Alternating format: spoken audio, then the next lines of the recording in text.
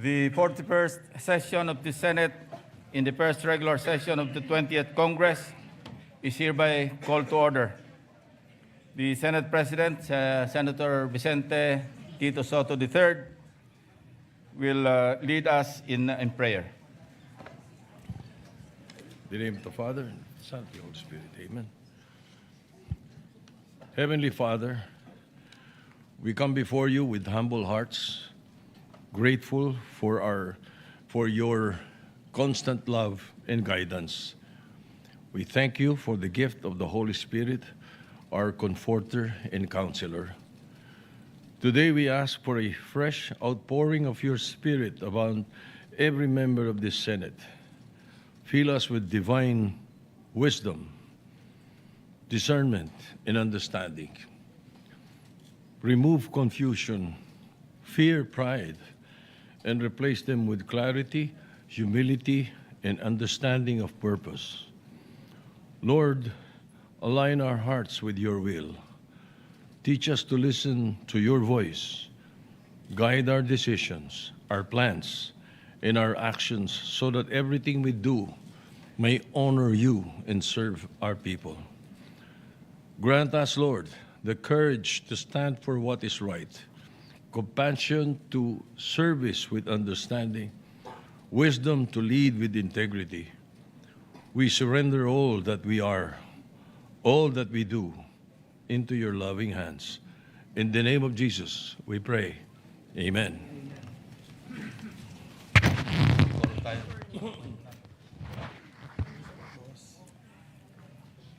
The Secretary will please call the roll.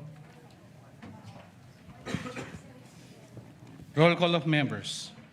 Honorable Senator Aquino, Senator Cayetano Alan, Senator Cayetano Pia, Senator De La Rosa, Senator Ejercito, Senator Escudero, Senator Estrada, Senator Gatchalian, Senator Go, Senator Hontiveros, Senator Lacson, Senator Lapid, Senator Ligarda, Senator Marcoleta, Senator Marcos, Senator Padilla, Senator Pangilinan, Senator Tulfo Irwin, Senator Tulfo Rafi, Senator Villanueva, Senator Villar Camille, Senator Villar Mark, Senator Subiri.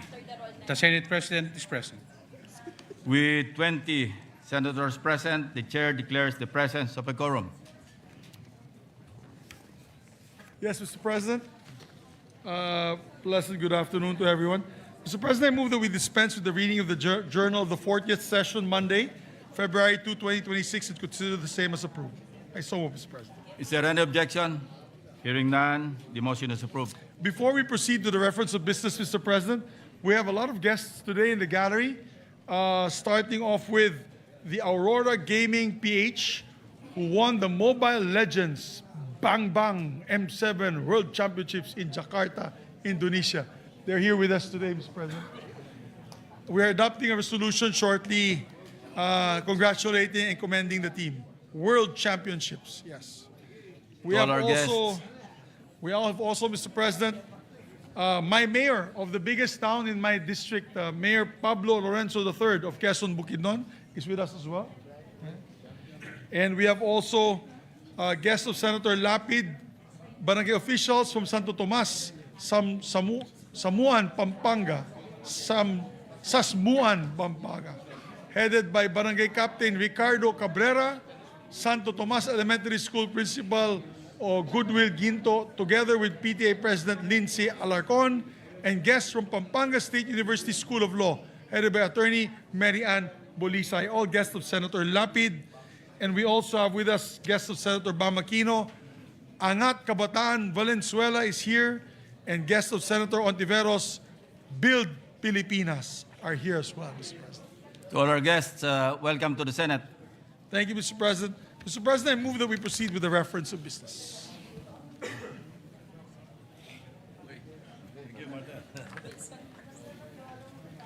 Bills on first reading. Senate Bill number 1716, an act prohibiting the display or advertisement of government officials' names and photos in all government, by Senator Ligarda. Referred to the Committee on Civil Service. 1717, an act declaring 30th day of November of every year as a special working holiday in servance of Jesus Reigns Day by Senator Ligarda. Referred to the Committee on Culture. 1718, an act strengthening the party system to uphold constitutional intent, ensure authentic representation of marginalized and unrepresented sectors, and prevent its use for political maneuvering, amending for the purpose Republic Act Number 7941, otherwise known as the Party System Act, by Senator Ligarda. Referred to the Committee on Electoral Reforms. 1719, an act declaring the month of April every year as a Philippine Veterans Month, by Senator Ligarda. Referred to the Committee on National Defense. 1720, an act introducing policies to address bullying and similar acts in the workplace, by Senator Villar C. To the Committees on Labor and Civil Service. 1721, an act promoting popular Filipino fiestas to boost tourism and local businesses, Senator Villar C. To the Committees on Tourism, Culture, and Finance. 1722, an act establishing and preserving mangrove reservation areas and appropriating funds therefor, by Senator Villar C. To the Committees on Environment and Finance. 1723, an act providing for establishment of breast care centers in every region nationwide and appropriating funds therefor, by Senator Villar C. To the Committees on Health and Finance. 1724, an act providing for free annual medical checkup for Filipinos and appropriating funds therefor, by Senator Villar C. To the Committees on Health. By Senator Villar C. To the Committees on Culture, Tourism, and Finance. 1727, an act regulating work mediated, organized, or allocated through online platforms for the protection of Philippine workers in the gig economy, by Senator Villar C. To the Committees on Labor and Trade. 1729, an act promoting safe online spaces for all mobile, multimedia applications and digital platform users, by Senator Villar C. Referred to the Committee on Science and Technology. 1730, an act establishing community fitness and wellness center nationwide and appropriating funds therefor, by Senator Villar C. To the Committees on Health, Local Government, and Finance. 1731, an act authorizing the city or municipal civil registrar and the consul general to change the sex and first name of an intersex person appearing in the civil register without the need of a judicial order, amending for this purpose Republic Act Number 9048 and Republic Act Number 10172, by Senator Hontiveros. To the Committees on Justice and Women. Senate Resolution Number 274, resolution commending and congratulating the Philippine delegation to the 2026 World International Mathematical Olympiad Finals for exemplary performance and for bringing pride and honor to the country and the Filipino people, by Senator Subiri. Referred to the Committee on Rules. Resolution 275, directing the Committee on Science and Technology to conduct an inquiry in aid of legislation on the escalating rate of cybercrime in the Philippines, including online fraud and scams in the Kino. To the Committee on Science and Technology. 276, resolution congratulating and commending Aurora Gaming PH for winning the Mobile Legends Bang Bang M7 World Championship held in Jakarta, Indonesia, by Senator Aquino. To the Committee on Rules. Thank you, Mr. President. Mr. President, since we have a full gallery of guests, particularly the gaming champions, with the permission of Senator Kiko Pangilinan, if we can just approve the resolution honoring them, Mr. President, so that we can take up other matters at hand. So I move that we consider proposed Senate Resolution number 276, taking into consideration proposed Senate Resolution number 283. I so move, Mr. President. Any objection? Hearing none, consideration is in order. Mr. President, I move that we recognize the sponsor, or actually ask the Secretary to read the title of the measure, if possible. Yes, the Secretary will read the title of the measure without prejudice to inserting into the records the text of the said resolution. Resolution number 276, resolution congratulating and commending Aurora Gaming PH for winning the Mobile of Aurora Gaming PH in the most recent Mobile Legends M7 World Championship held in Jakarta, Indonesia. Ang tagumpay po ng Aurora Gaming PH ay nagbibigay diin sa lakas, husay at global competitiveness ng mga Pilipinong esports athletes. Sa panalo pong ito, mas lalong pinatibay ang reputasyon ng Pilipinas bilang isa sa mga nauuna sa mundo pagdating sa esports. This is the 7th year in a row sa World Champion ng Mobile Legends na Philippine team po ang nanalo. Our guests today follow in a long tradition of greatness while also serving as an inspiration to Filipino gamers and esports enthusiasts. Sa Aurora Gaming PH, kayo po ay patunay na ang dedikasyon, disiplina at pagtutulungan ay maaaring magbunga ng tagumpay sa pinakamataas na antas ng international competition. Muli, congratulations Aurora Gaming PH. Isa itong panalo para sa ating bansa. Maraming salamat. Thank you. Majority Leader. Thank you, Mr. President. May we recognize Senator Christopher Bongo to also deliver sponsorship speech. Senator Christopher Bongo is recognized to co-sponsor. Mr. President and distinguished colleagues, a pleasant afternoon to all of you as chairperson of the Senate Committee on Sports and one of the authors of the resolutions. It is with great puyo na ilayo natin sila sa masasamang bisyo. Ang ilan sa kanila ay naging matagumpay at nakilala hindi lamang sa bansa kundi maging sa international esports scene. Kaya bilang chairperson ng Committee on Youth, kinatutuwa ko rin po sapagkat nagbibigay ito ng bagong oportunidad sa ating mga kabataan mula sa pagkakaroon ng disiplina, teamwork at strategic thinking hanggang sa pagbubukas ng mga career pathways sa esports, content creation at digital entrepreneurship. Bukod dito, nagiging inspirasyon din ito sa iba pang kabataan na magsikap at linangin ang kanilang talento at gamitin ang teknolohiya sa makabuluhang paraan. Sa tamang gabay, ang ganitong uri ng gaming ay maaring maging instrumento ng empowerment, confidence building at positive engagement sa ating kabataan. On this global stage, Aurora Gaming PH stood tall. With a dominant and convincing performance, they defeated Indonesia's alter ego esports in a decisive 4-0 sweep in the best-of-7 grand finals held in Jakarta, Indonesia, earning their first MLBB World Championship title. Their composure under pressure, tactical brilliance, and unity as a team truly set them apart. This victory is not only a triumph for Aurora Gaming PH, but also a reflection of the country's excellence in Mobile Legends and in esports, furthering strengthening our aspiration for the Philippines to be dubbed as a sports powerhouse in Asia. Mr. President, this achievement also highlights the importance of bringing together of all our sports agencies kagaya ng PSC, POC at ang pribadong stakeholders para sa kapakanan at tagumpay ng ating mga atleta. When government and the private sector move together, our athletes are empowered to reach their full potential. This is also a challenge to the Philippine Sports Commission and the sports sector to always be dynamic and open to emerging sports in the country. Suportahan po natin ang ating mga sports, suportahan po natin ang ating mga atleta.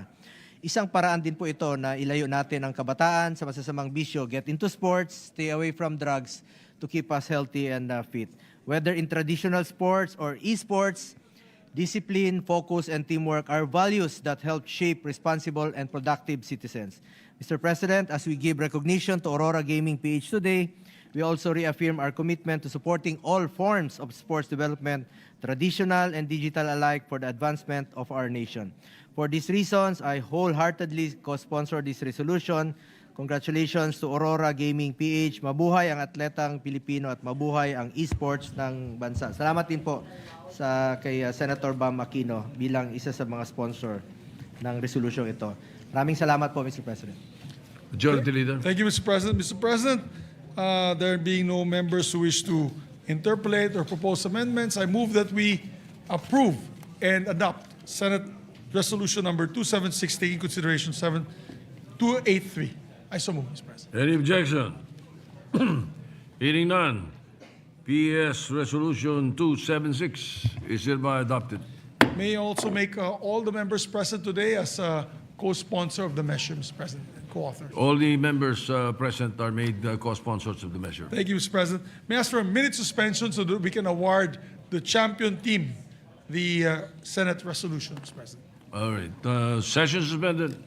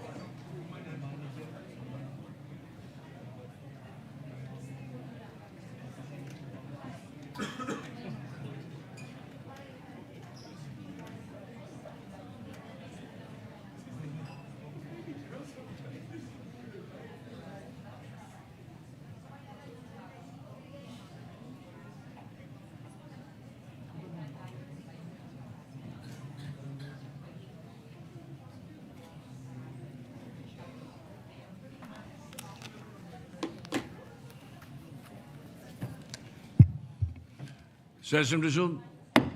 Majority Leader. Thank you, Mr. President. Mr. President, we'll go back to the first item of the agenda. I move that we continue and proceed with the discussions on proposed Senate Resolution number 256. I so move, Mr. President. Any objection? Hearing none, consideration of 256 is in order again. May we recognize our distinguished colleague, Senator Kiko Pangilinan, and to interpolate our distinguished colleague, Senator Rodante Marcoleta. Senator Francis Pangilinan is recognized to continue sponsoring the measure and to continue the interpellation. Senator Rodante Marcoleta is recognized. Thank you, Mr. President. We are ready to respond to the questions to be raised by our kabalin, Senator Dante Marcoleta. Thank you, Mr. President, and thank you to the good senator from the province of Tarlac and Quezon City. Mr. President. Mr. President. Oh, Pampanga and And Quezon City. I'm sorry for that. Mr. President, may I begin my interpellation by a short manifestation or rejoinder for that matter, considering that my interpellation was cut short yesterday. May I proceed, Mr. President? Mr. President, my interpellation yesterday was not intended to weaken our national position on our sovereignty, on our sovereign rights, but to strengthen it through clarity. Because in matters of sovereignty, maritime rights, and territorial claims, precision is patriotism. Ang layunin ko po dito, Mr. President, ay hindi upang ipagtanggol ang anumang banyagang interes, katulad ng China, kundi para patatagin at linawin ang ating paninindigan bilang isang bansa, upang kahit karaniwang mamamayan ay lubos na maintindihan ang sitwasyon, lalo na sa West Philippine Sea. Dahil ang pagtatanggol sa bayan ay nagsisimula sa pag-unawa at katotohanan. The purpose of my questions yesterday, Mr. President, was to point out gaps in our understanding and knowledge of the West Philippine Sea, in that there are key aspects that the arbitral award did not resolve, and that our laws from PD 1596 to RA 9522 and RA 1264 did not address. Thus, my call is for an open discussion of the issues as mature, not amateur persons. Today, the purpose of my questions is to demonstrate why we need to recalibrate our approach in order to bring immediate and concrete benefits to the people. Our method must be focused on bringing food to the tables and alleviating the burdens of our people. In his response yesterday, Mr. President, the good senator said the coastline of Kalayaan Island Group has its own baselines and generated an exclusive economic zone. Mr. President, this response violates the arbitral award, which declared in paragraph 626, the tribunal having concluded that none of the high tide features in the Spratly Islands is capable of sustaining human habitation or an economic life in their own, that such features shall have no exclusive economic zone or continental shelf. Kaya po walang feature sa Kalayaan Island Group, Mr. President, that will be able to generate an exclusive economic zone of its own. Again, in his response yesterday, Mr. President, Senator Pangilinan said there is no need to define the metes and bounds of the West Philippine Sea because this was already settled by the arbitral award. He also said that the arbitral award already determined what the West Philippine Sea is. He also said that the coordinates of the West Philippine Sea can be found in Administrative Order Number 29 and Republic Act Number 12064. This is not right, Mr. President. The arbitral award ruled on the exclusive economic zone, not the West Philippine Sea. These are two different matters, Mr. President. There are features of the Kalayaan Island Group, such as the Pag-asa Island and Parola Island, that are outside this exclusive economic zone. The distance of these features are fixed, Mr. President. The arbitral award did not move their location inside the Philippines. Ang alam ko po, ang Panginoon Diyos lang ang makakagawa noon, Mr. President. In saying also, Mr. President, that we should just implement the arbitral award without asking questions will mean that Senator Pangilinan will be content with just the EEZ. Kapag ka nagkaganon, Mr. President, we will be abandoning Pag-asa, Parola, Kota, and Lankian features, given that these are outside the exclusive economic zone. Instead of turning back on these features, Mr. President, I call that we study how to include them in the West Philippine Sea without violating UNCLOS. Also, in his response yesterday, Senator Pangilinan said the arbitral award did not rule on the validity of PD 1596. This is also incorrect. It will be read on paragraphs 573 to 576 that the Spratly Islands can constitute, it ruled on the issue of whether any claimant on the Spratly Islands can constitute it into an offshore archipelago by drawing archipelagic baselines, to straight baselines around it. Sabi po ng tribunal, Mr. President, China has no right to do so. It also said under paragraph 574 that even the Philippines could not declare archipelagic baseline surrounding the Spratly Islands. So meron pong ruling talaga. I did not question the arbitral award, Mr. President, for the record. I just discussed how the arbitral award and our existing laws do not determine the limits of the West Philippine Sea. May I repeat that? Ang nirule lamang po ng arbitral award via the arbitral tribunal yung exclusive economic zone, hindi po yung West Philippine Sea. These are two different matters.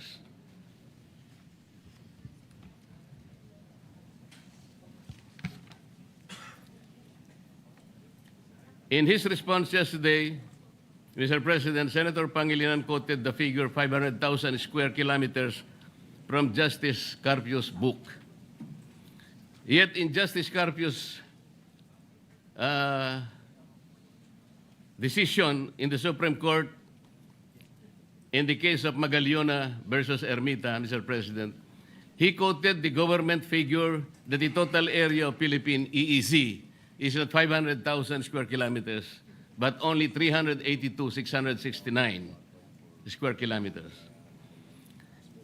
If in his book, Justice Carpio included the Philippine rice in his computation, that is also questionable. Para kasing ang nangyari, parang sinama po nila yung Philippine rice. Nobody can claim the waters above Philippine rice. Bullet points lang. Those are high seas, Mr. President. Nobody can claim Philippine rice. This is not a territory. As the Philippines cannot claim them, neither China can. what the Philippines applied and registered for is the exclusive right to exploit the Philippine rights, Mr. President. The only way for China to grab the right is to apply and register with the United Nations. China did not oppose our application in the Philippine rights. It has not applied for that right until now, Mr. President.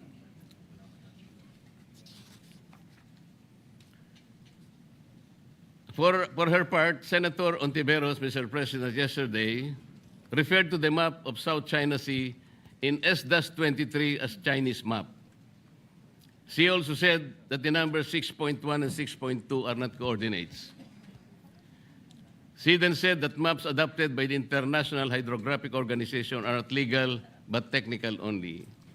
First, Mr. President, S-23 is not a Chinese publication. It is a publication of the International Hydrographic Organization, or IHO. IHO is an intergovernmental organization of which the Philippines is a part. Second, as the note written beside the map says, the numbers 6.1 and 6.2, etc., refer to the chapter or sections where the coordinates of the bodies of waters can be found in S-23.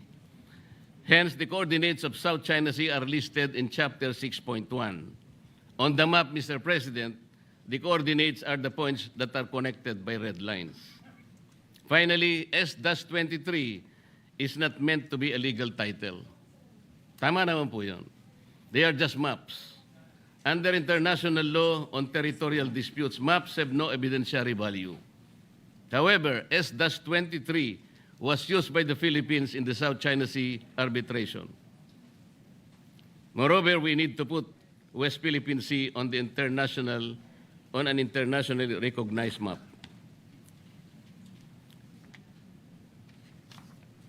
Let me begin now, Mr. President, by showing two maps. Pwedeng pakilagay yung first map.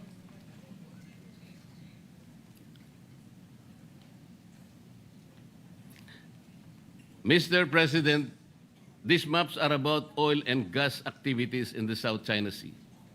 On both maps, you will see squares and rectangles. They represent oil and gas blocks that have either been merely offered or already licensed and operating. Please bear in mind, Mr. President, that each square and rectangle represent foreign investments running in the millions and to billions of dollars. Moreover, basins with oil and gas are found on the coastal and central areas. Finally, China and Vietnam have exchanged gunfire, suffered casualties, blasted each other with water cannons, cut cables, rammed vehicles, and so on and so forth. China and Malaysia had a naval standoff. Hence, the territorial and maritime disputes between them are just as explosive. Map 1, Mr. President, was published by New York Times in 2013. It cited as source the U.S. Office of Hydrographer. In Map 1, Mr. President, you will see gray squares and rectangles along the shallow coast of the South China Sea. Notice that adjacent to the Philippine coast are around 5 to 6 blocks. On the side of Malaysia, there are 12 to 15.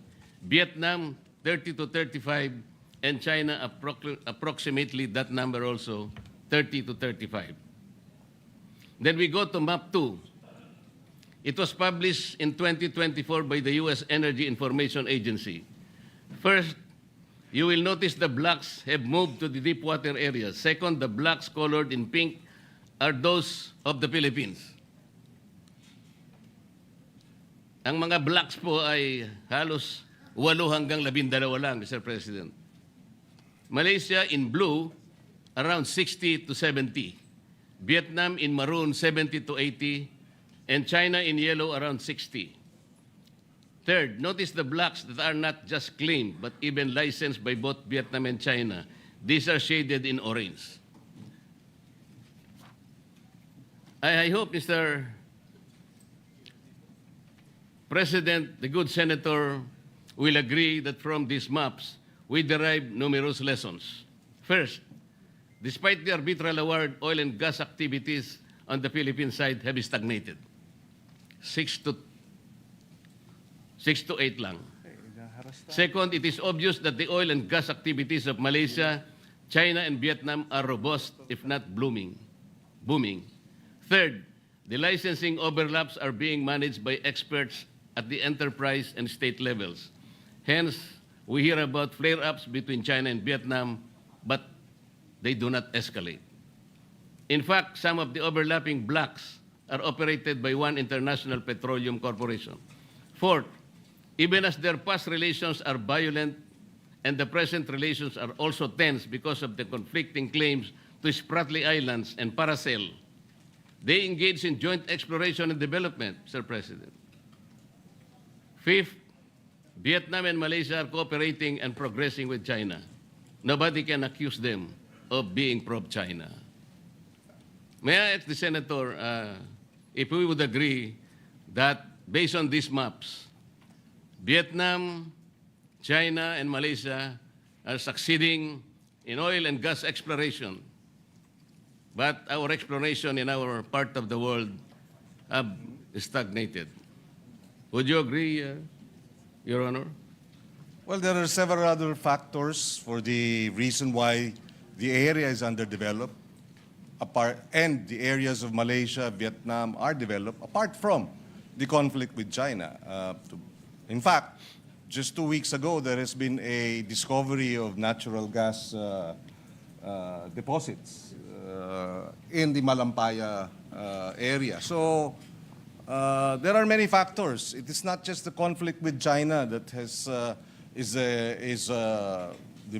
reason as to why we are unable to develop our own area in the West Philippine Sea, Mr. President. But it is very clear, notwithstanding those factors, these maps indicate that we are really behind in oil exploration and gas in the South China Sea. Well, we're behind in many other aspects, Mr. President, not just oil and gas. We're behind in agriculture, we're behind in tourism, we're behind in energy generation, etc. So I wouldn't be as simplistic as to say because of the underdevelopment of the West Philippine Sea, it's because of our conflict with China, Mr. President. Yes, Mr. President, I hope the Honorable Senator will also agree that there is something effective in the management of relations among China, Vietnam, and Malaysia, and more importantly, their methods of bringing immediate and concrete benefits to their peoples, as shown by these maps, isn't it? Well, again, I will say yes, up to a certain extent. Perhaps they are managing their relations with China better, but I will not concede that because of our lack of managing our relations with China compared to our neighbors has led to this state of underdevelopment, Mr. But considering, Mr. President, that we have been left behind, so behind, as a matter of fact. As I have said, we have been left behind in agriculture. Is that the fault of China? Our relations with China? We have been left behind in infrastructure. Is that because of our sour relations with China? Of course not, Mr. President. There are many reasons why we are lagging behind. And yes, if we are able to better manage our relations with China, we may benefit from it. And definitely, I would like to see that at some point. But at this point, Mr. President, we're fighting for our sovereign waters and our territorial sea. And I think in this case, we should rally behind the Filipino claim in the arbitral ruling, Mr. President. Our agriculture is lackluster. Our tourism is not giving us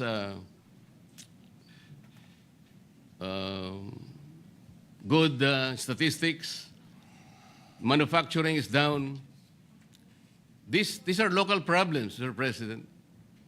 And we have only ourselves to blame why we are not doing good in these areas. But we're talking here of the South China Sea. We're comparing how, despite the tensions, the hostilities between countries like Vietnam and Malaysia, but they are able to manage their relationships. There must be something wrong with how people like, with all due respect, Commodore Tariela, who managed and broadcast our dispute in the South China Sea. Perhaps because they do not have a loud mouth in their midst. Tayo meron ang dami. Whereas, what we have been doing for years is not working. Kagaya po ng pinakikita ng mga mapa na yan in the South China Sea. We have to sit down. Talk rather than imbes na magpatutsadahan po. Wala pong nangyayari. Ito po yung naging bunga kung bakit po tayo biglang nawala sa ere. I know that being bombastic, Tariela earns him likes and makes him probably feel like a rock star, Mr. President. I know national anger sells newspapers. I know mindless patriotism wins accolades. But in reality, as the map show, Mr. President, we are all losing out and are being left behind. The way forward, Mr. President, is open discussion. The starting point is respect for each other's views and the views of our opposing claimants, be it China, Vietnam, Malaysia, etc. The draft resolution, with all due respect, is not the right start, Mr. President. Mr. President, if I may just point out, the matter of Commodore Torriela, whether we agree to his statements or not, is one issue.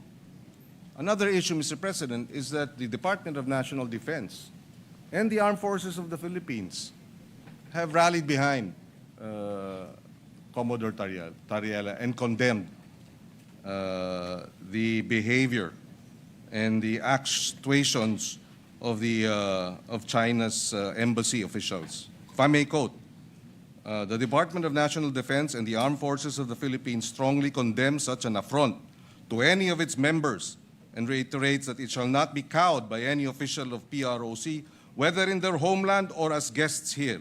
And we shall continue to speak against their lies and malign actions when such are committed. That is our Department of National Defense. That is our Armed Forces of the Philippines, Mr. President. The very least that we should do as a Senate is rally behind our Department of National Defense and our men in uniform who risk their very lives to defend the West Philippine Sea, Mr. President. So the actuations of Commodore Tariela may not be, may find discomfort with some of our colleagues, and we will respect that. But our defense establishment and our armed forces have spoken.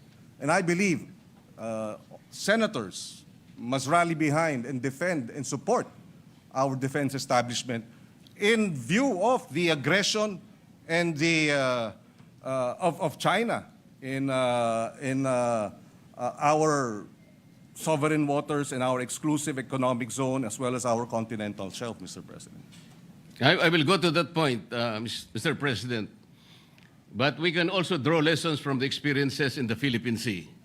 In 2008, Malaysia and Indonesia had a naval standoff when Indonesia found oil and gas in Ambalat Field and Ambalat East, and Malaysia offered the same areas as Black, ND6, and ND7. To de-escalate, they agreed to a moratorium in 2009. Last year, their national petroleum corporations agreed on a joint exploration and development. We ourselves are experiencing in cooperation in the Philippine Sea. Let me show another map. This is the last map, Mr. President.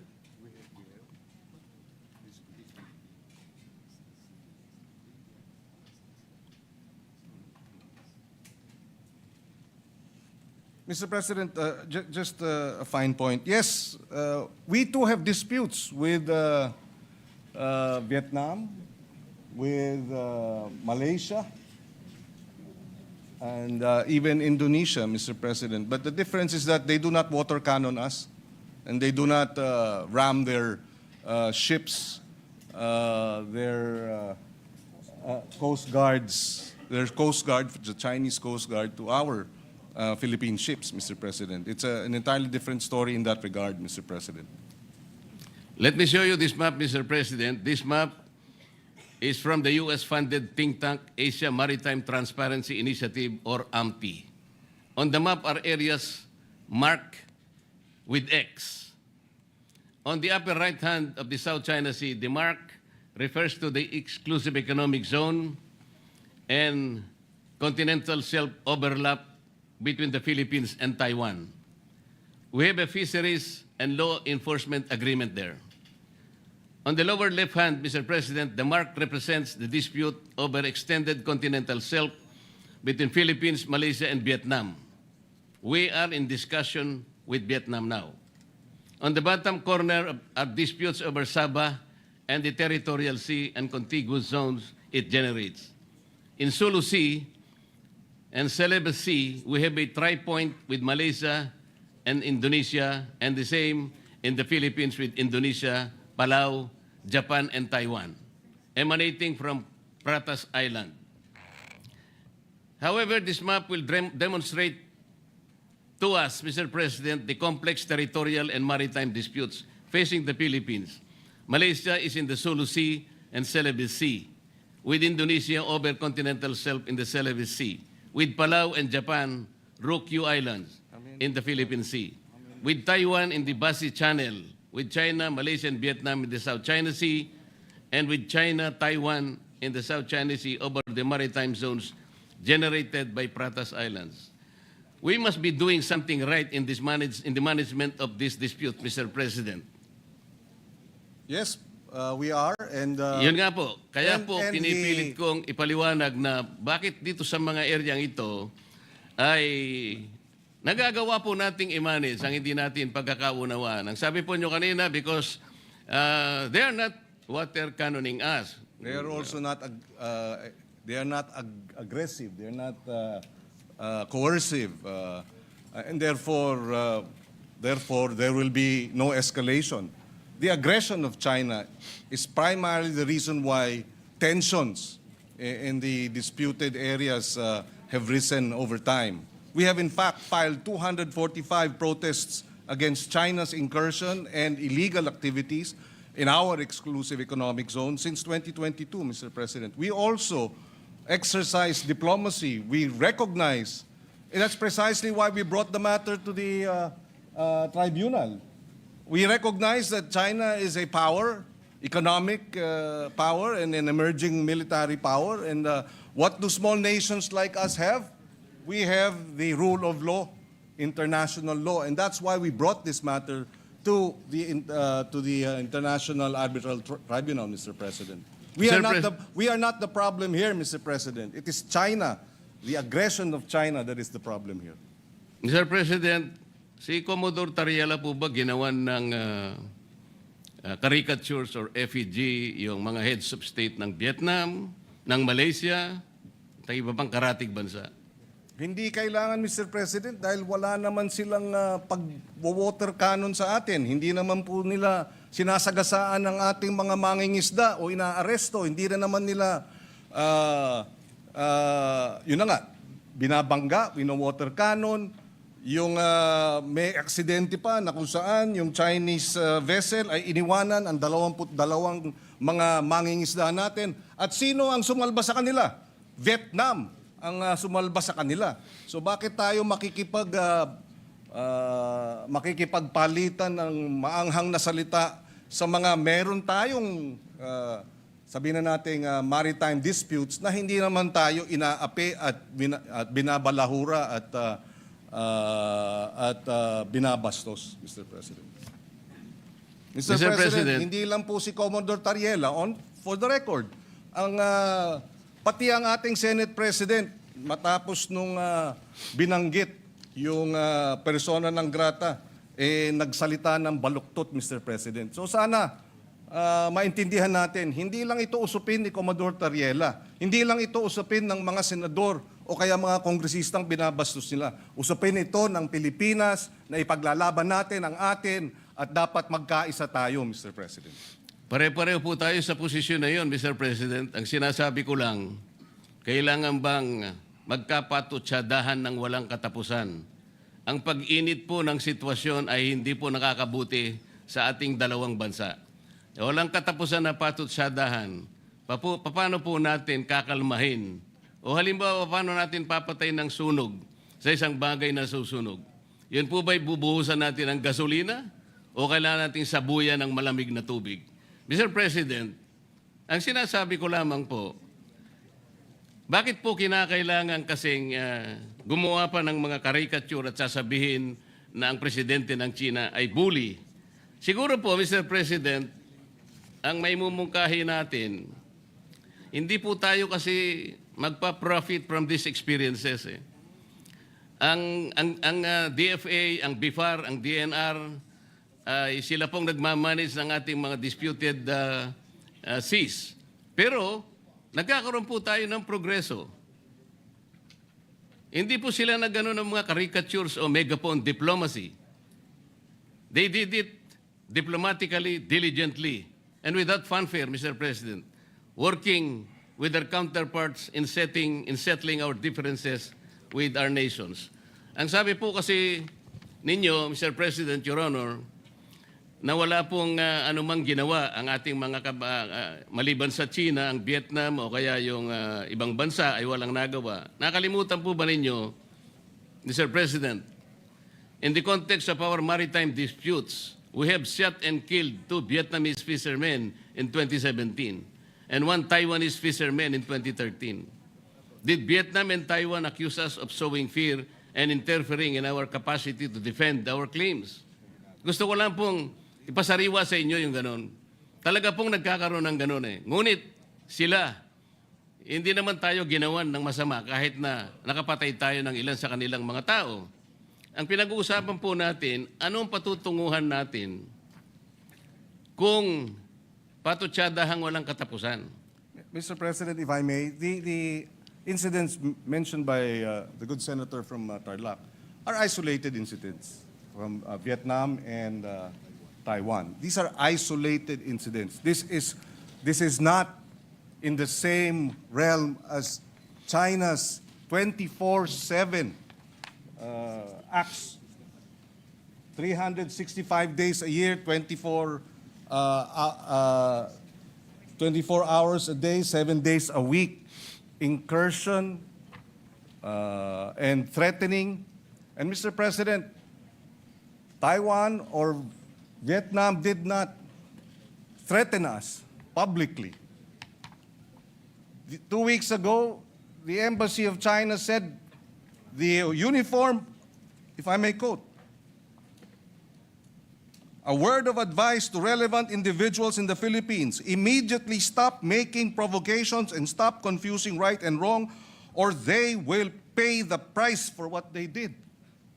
Embassy officials sa Pilipinas, tinatakot tayo. Tama ba yun? So again, Mr. President, yes, we have had these incidents with Vietnam. Oo, meron tayong naging insidente sa Taiwan, pero isolated incidents. In fact, yung sa Taiwan, iisa lamang ata sa loob ng 20 taon. Yung sa Vietnam ata, iisa rin lang siguro sa 10 taon. Hindi iba. Sa China, araw-araw tayong hinaharas, araw-araw tayong nandyan, nagtayo na nga ng kanilang airport, artificial islands, lantaran, Mr. President. So, apples and oranges ang pinag-uusapan yung insidente natin with our neighbors like Vietnam and Taiwan compared to China. Ibang-iba po. Isolated or otherwise, Mr. President, nakapatay tayo ng kanilang tauhan. Ilan po ba ang pinatay ng China sa atin? Meron po ba? Well, Mr. President, may naputulan ng hinlalaki. At yung 22 sinagasaan ng Chinese vessel at iniwanang mamatay, kung hindi sinalba ng Vietnamese fishermen, namatay na yung mga yun. So, Ilan po ba, Mr. President, ang sinalba ng China kamakailan? 17 Filipinos, 17 fishermen. at Ano po ang nagpapasalamat ginawa ni Commodore Tariela? At He was very nagpapasalamat tayo. condescending, Mr. President. Imbes na pasalamatan niya ng buong puso sapagkat 17 mga kababayan natin ang naisalba, yung kanyang pagpapasalamat na ginawa is condescending, Mr. President. Uulitin Let ko. me suppose that the embassy that is challenging your position, Mr. President, is questioning your knowledge. what if the Vietnamese or Malaysian, what if China tells the Philippine Embassy in Beijing not to post or publish views that contradict the international law opinions of Chinese officials? Would that be acceptable to the Philippines? I'm sorry, Mr. President.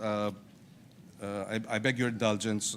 You are saying that if Vietnam publishes, sorry, I missed the, No, the what if China tells the Philippine Embassy in Beijing not to post or publish views that contradict the international law opinions of Chinese officials?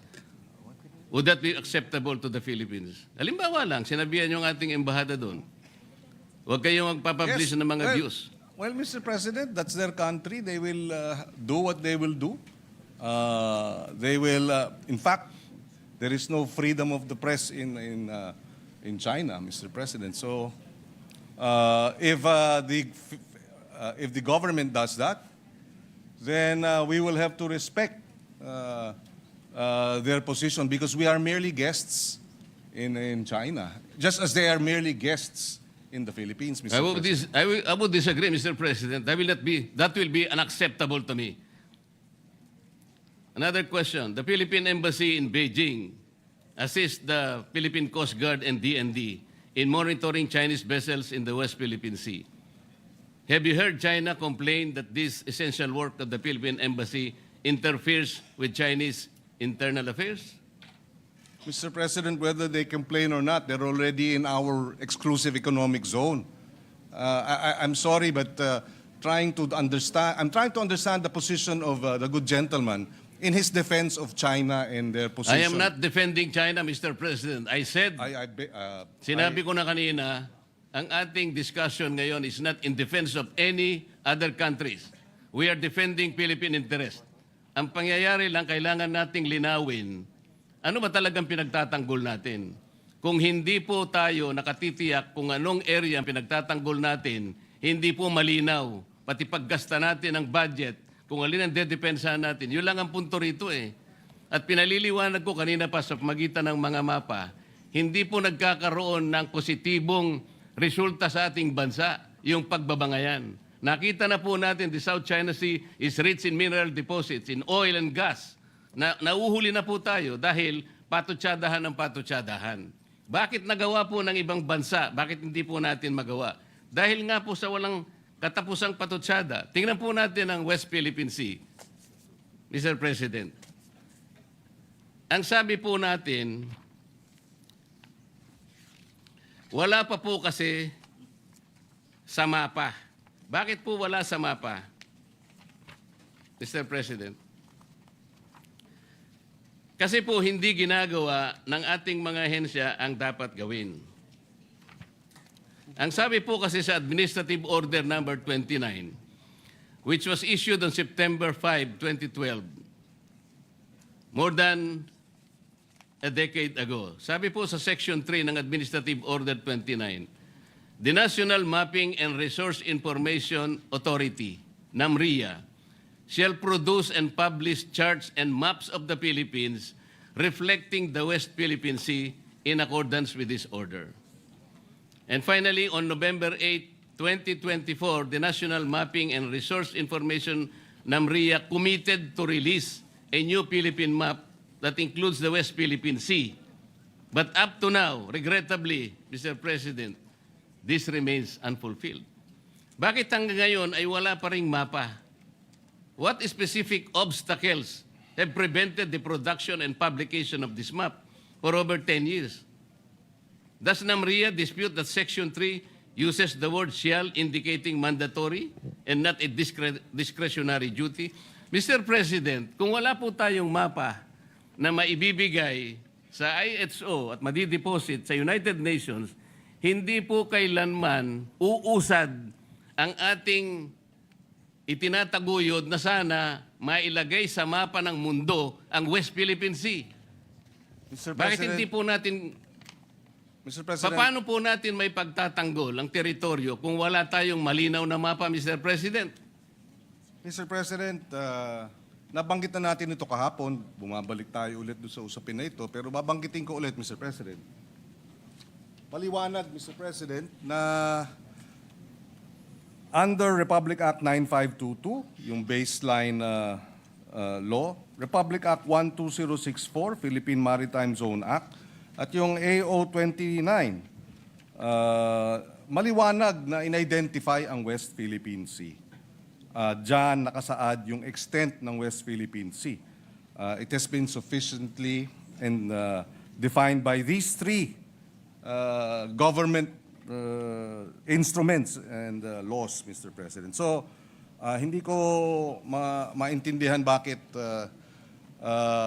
dahil walang meets and bounds, etc., ay ibig sabihin wala tayong maaring mahina ang ating claim. I beg to disagree, Mr. President. In fact, under our laws, meets and bounds refer to the baseline of 200 nautical miles. From baseline, 200 nautical miles ang ating exclusive economic zone. Merong 12 miles territorial sea, 24 miles contiguous zone, and so forth. Yun ang UNCLOS, Mr. President. Kaya hindi ko naintindihan bakit pinipilit itong pag-define ng meets and bounds ng West Philippine Sea kung na-define na. Besides, Mr. President, ayon sa UNCLOS, yung purpose ng pag-submit when UNCLOS obliges states to show the coordinates of maritime zones and submit and deposit the same, it is only for the purpose of publication and information. And it is made a condition, it is not made a condition sine qua non for entitlement. This is, Mr. President, UNCLOS Article 16, 75, and 84. So, hindi ibig sabihin dahil hindi natin nasasamite sa UNCLOS, gaya ng nabanggit ng ating butihing senador, na wala na tayong kapangyarihan o lakas o basehan para ipaglaban yung West Philippine Sea, Mr. President. It is only for purposes of publication and information. Mr. President, ang laki po talaga ng hindi natin pagkakaunawaan sa bahaging ito. I am not questioning the extent of the exclusive economic zone. This is 200 nautical miles from the baseline. That is also the extent of our continental shelf. Contiguous zone is 24 miles, nautical miles. Territorial sea is 12 miles from the basic line. Hindi po yun ang pinag-uusapan natin, Mr. President. Sinabi lang kasi ng AO 29 and Presidential Decree 1596, dinefine niya lang yung West Philippine Sea.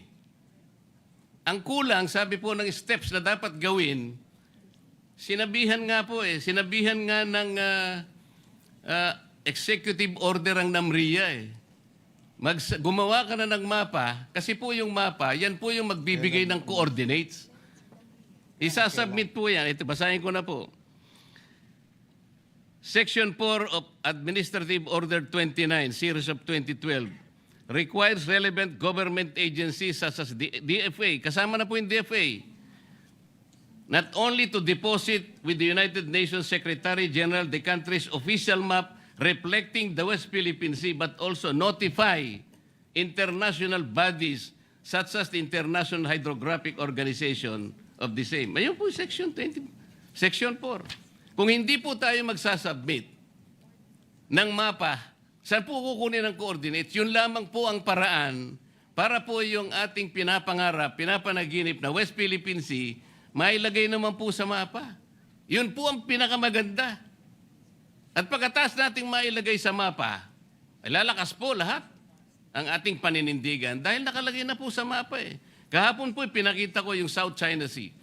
Hindi po ibig sabihin na yung South China Sea, sa China po yun. Hindi po. Pangalan lang yun eh.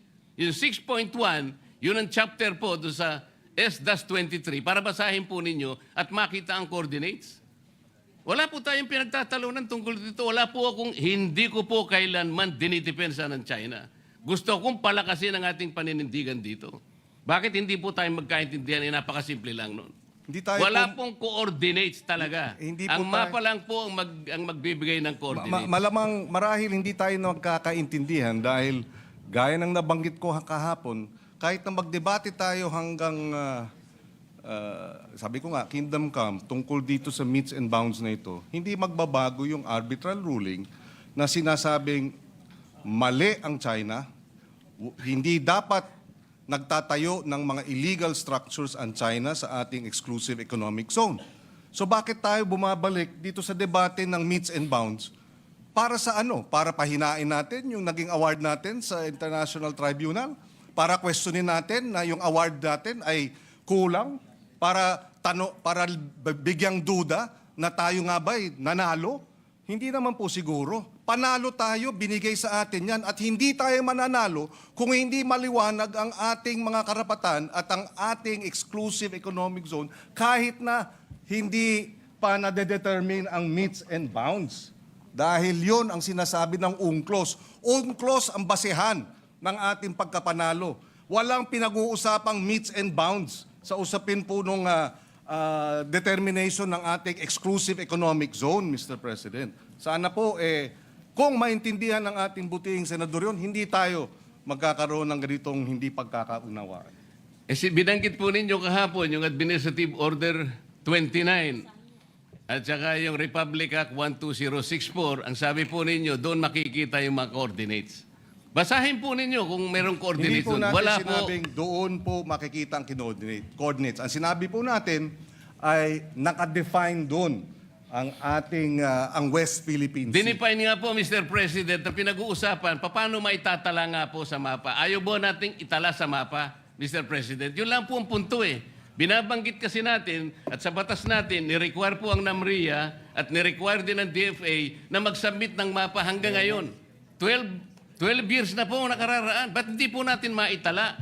Point of Napaka-importante po na magkaroon. Just for the information of the good senator, 2024 meron na pong mapa ang NAMRIA. So hindi totoong wala pang Ang sinasabi ko po, Mr. President, hindi po sinasubmit sa mga kinaukulang dapat hindi po, ang ipag-submit. sinabi po ninyo wala pang mapa. Iba po yung hindi sinasubmit. Kahit na may mapa po, kung hindi nyo sinasubmit, hindi rin po tayo Pero magtatagumpay sa correction ating lang po. paninindigan na maitala natin po sa pandaigdigan talaan ng mga dagat ang West Philippine. Hindi po ba importante sa inyo na maitala natin ang West Philippine Sea? Mr. Point of information, Mr. With the President. indulgence of Senator Pangilinan, Senator Risa Ontiveros, you are recognized. Salamat po, Mr. President. Tama po si Senator Pangilinan.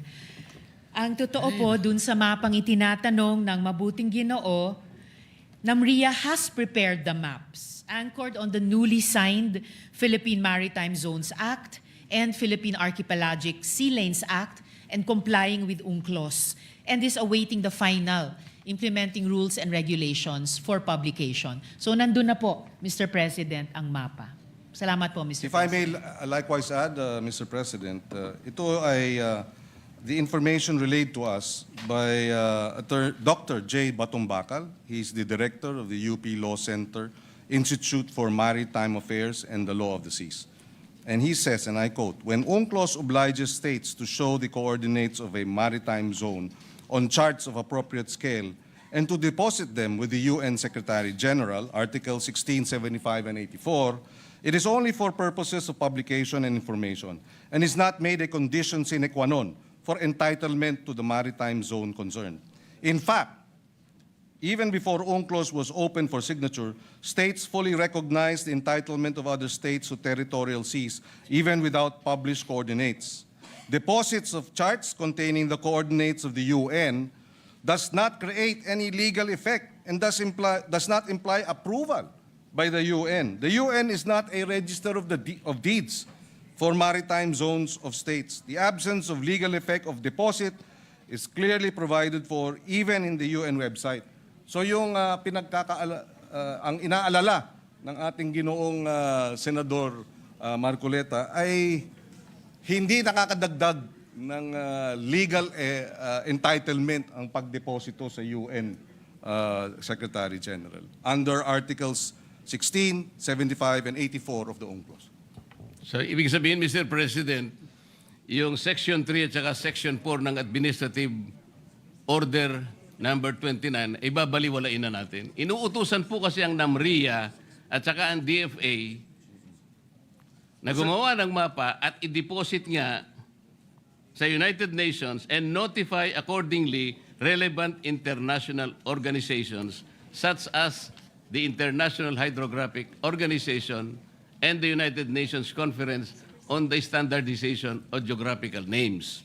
Hindi po importante sa atin yung Administrative Order number 29. Yung Administrative Order number 29, Mr. President, ay 2012. Yung Republic Act 12064, yung Philippine Maritime Zones Act, ay 2024. So superseded na yung binabanggit na probisyon ng RA 12064. Mr. President, hindi po ganun. Wala pong nasusupersede dito. Yung 12064, nire-enforce nga po pati yung Presidential Decree 1596. Basahin po ninyo lahat para magkaintindihan tayo ng lubusan. Ang pinag-uusapan po kasi natin, while our laws define the extent of our West Philippine Sea, tayo naman po itinatagubilin na gumawa ng paraan para sa ganun, may sama pa yon, para po yung mga coordinates na yon ay maisumite sa United Nations Secretary General at sa mga kinauukulang mga ahensya internasyonal. Yun po kasi ang sinabi ng mga batas natin. Sapagkat, alinman sa batas natin, walang sinasaad na coordinates. Ang coordinates po, ang gagawa po niya NAMRIA. At yan po ay base sa mapa na kanilang gagawin. Yun lamang po ang punto, Mr. President. Wala yatang masyadong dapat na pagdebatihan sa puntong yun. Sapagkat ako, kayo, Mr. President, and the good Senator, gusto rin natin talagang ipaglaban ang tsaga ng atin. Mas maganda kasing ilaban ito kung malinaw na nasa mapa tayo ng pandaigdigang talaan ng mga dagat. That is the whole point, Mr. President. We note, Mr. President, the concern, and I agree with him in that regard, that it would be better for us if we do have those coordinates, but it does not in any way diminish what we are entitled to under the arbitral ruling, Mr. President. So, mga Whether- konting tanong na lang, Mr. President. With your indulgence. Yes, please. I'm more than willing to the gentleman from Tarlac and Pampanga, Mr. President. In your sponsorship, Mr. President, you said that the proposed resolution is in defense of our officials when they speak on behalf of our nation. That is correct. Yes, Mr. President. Is the Honorable Senator aware that the Philippine government has a minimum 5 officials who speak on matters relating to the West Philippine Sea? I believe so. You have the DFA, you have the DND, you have, in fact, the more, for me, if you ask me, this is the indicator of a vibrant democracy, Mr. President. But yes, there are about 5, maybe more, even senators and congressmen are likewise speaking on the matter. To be more accurate, Mr. President, Commodore Tariela is the spokesperson of PCG. Assistant Director General Cornelio Valencia Jr., National Security Council. Rear Admiral Joy Vincent Trinidad, Army. Retired Vice Admiral Alexander Lopez, NMC. Consul General Angelica Escalona, DFA. And Nazario Briguera Bifar. They all speak to the public about the West Philippine Sea. Pero, Mr. President, bukod po kay Commodore Tariela, sila po ba ay nagpupunta sa mga eskwelahan at nagdi-discuss at sinasabi na bully ang presidente ng China? Ito lang ang punto meron pang kalakip na mga caricatures portraying their leader in a very negative and I would say embarrassing presentation. Well, Mr. President, I would defer to our men in uniform Isn't that, isn't that part of the Philippines' right to expression? That too, Mr. President, yes. First, I would... Freedom of expression, we have that. They do not have that in China. That's the problem. And he is answerable to his superior officer, and the DND and the armed forces have already issued a public statement in support of their men in uniform when they speak on the issue, because precisely the bullying, in fact, the DND described the acts of China as bullying, Mr. President.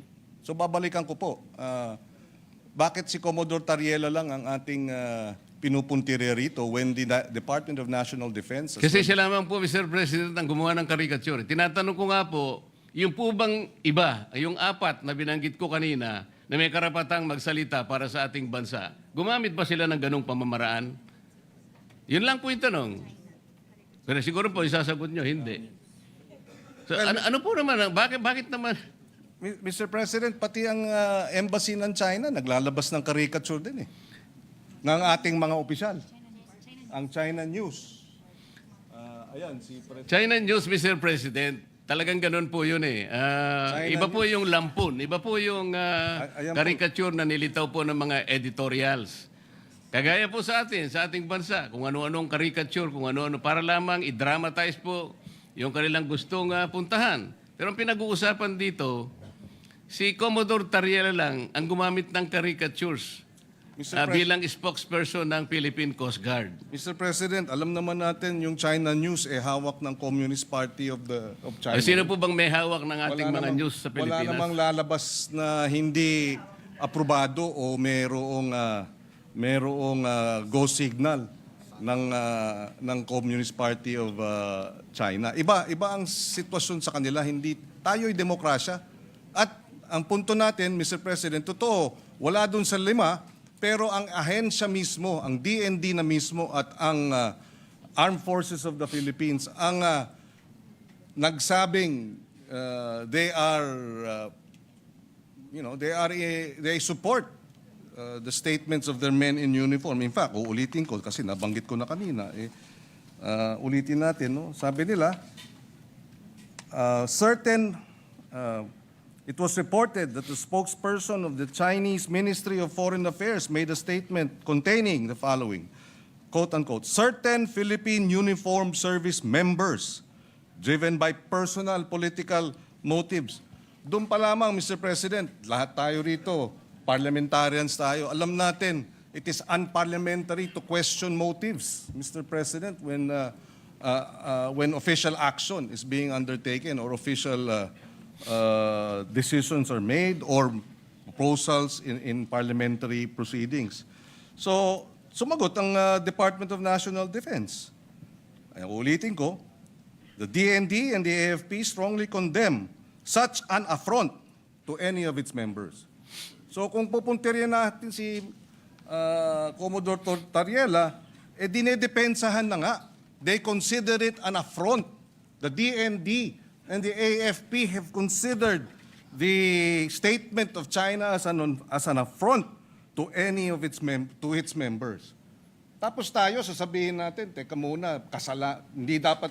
Mr. President, we should, again, I will reiterate, when the DND and the AFP speak as regards national security concerns, we should rally behind them. We should provide them the necessary support because they're the ones who face the Chinese aggression 24/7, 365 days, Mr. President. And they deserve our support rather than our castigation and our condemnation. We should Mr. condemn President, China, not our men in uniform, Mr. President. Mr. President, kung totoo man na talagang sinusuportahan ng armed forces yung... Totoo ho, statement po nila eh. Kaya nga po, payagan nyo kung Opo. i-continue ang Thank aking you. pagtatanong. Yung pong lahat ng cabinet members po, cabinet secretaries, they're alter ego of the President. Kung halimbawa po nagsalita na ang Presidente, magsasalita po ba sila inconsistent with the statement of the President? I'm asking this question, Mr. President, because on January 29, a few days ago, 2026, the Philippine News Agency released this particular statement from the President of the Philippines. PBBM supports a firm with diplomacy approach in dealing with the rising war of words between Philippines and the Chinese officials over the West Philippine Sea. Pag pinag-uusapan po natin diplomacy, tama po ba yung ginagawa ni... Ako po, sinasabi ko lang, nagsalita na po ang Pangulo eh. Firm with diplomacy. Alam po kasi ng Pangulo natin, Mr. President, walang kapupuntahan yung patut sa dahan. Meron po akong record ng mga patut sa dahan, Mr. President, from January 1 hanggang kahapon. Ito po, January 1, nanggaling po sa ating iginagalang na senador. January 9, galing po ay Commodore Tariela. January 10, Tariela na naman. January 12, Philippine National Maritime Council. January 13, Representative De Lima. January 15, Commodore Tariela. January 14 and 15, Commodore Tariela. January 16, Tariela pa rin. January 16, Representative Shell Jokno of the House of Representatives. January 17, National Maritime Council. January 19, Akbayan Party List. January 20, Senator Ontiveros, posting on her FB. January 22, Tariela na naman. January 23, again, Senator Ontiveros and Strat-Based Institute. January 23 again, nasama po kayo, Senator Kiko. January 24, Tariela na naman. Napakarami po, tatlo yung kay Tariela on January 24. January 25, Senator Erwin Tulfo. January 26, si Tariela na naman po. January 27, si Tariela na naman po. Sa tuwing ganito ang ginagawa natin, sagot ng sagot po ang Chinese Embassy. So wala na pong katapusan na pag-iringan at pasaringan na po ito, Mr. President. Ito po bang tagal ng pagpapatutsadahan na to, Mr. President? Nakakahuli po ba tayo kahit na ilang kilong galunggong lang sa West Philippine Sea? Bumababa po ba ang presyo ng bilihin ng dahil sa patutsadahan na ito? Ito po ba'y makakatulong sa atin? Kagaya po ng pinost ko kanina, yung po bang nasusunog na gusali, para mapatay mo yun, sasabuyan mo ba ng gasolina? O bobombahin mo ng tubig na malamig, Mr. President? Ito lamang po ang pinakapunto rito eh. Mr. President, wala po akong ginagawa para depensahan ang China. Ang ginagawa ko po para magkaisa tayo, hanapin natin ang talagang paraan, paano natin lalong palakasin ang paninindigan na ito. At magsimula tayo. Sana po, maitala natin sa lalong madaling panahon yung mapa ng West Philippine Sea. At magkaisa tayo ngayon. Ipilit natin yun. Pero kung wala pa po yun, yun nga po, puro ang tinatawag po natin ay megaphone diplomacy na hindi po nakakatulong kahit paano natin kwentahin, Mr. President. Maraming salamat po, Mr. President, at maraming salamat sa inyong panahon, good Senator.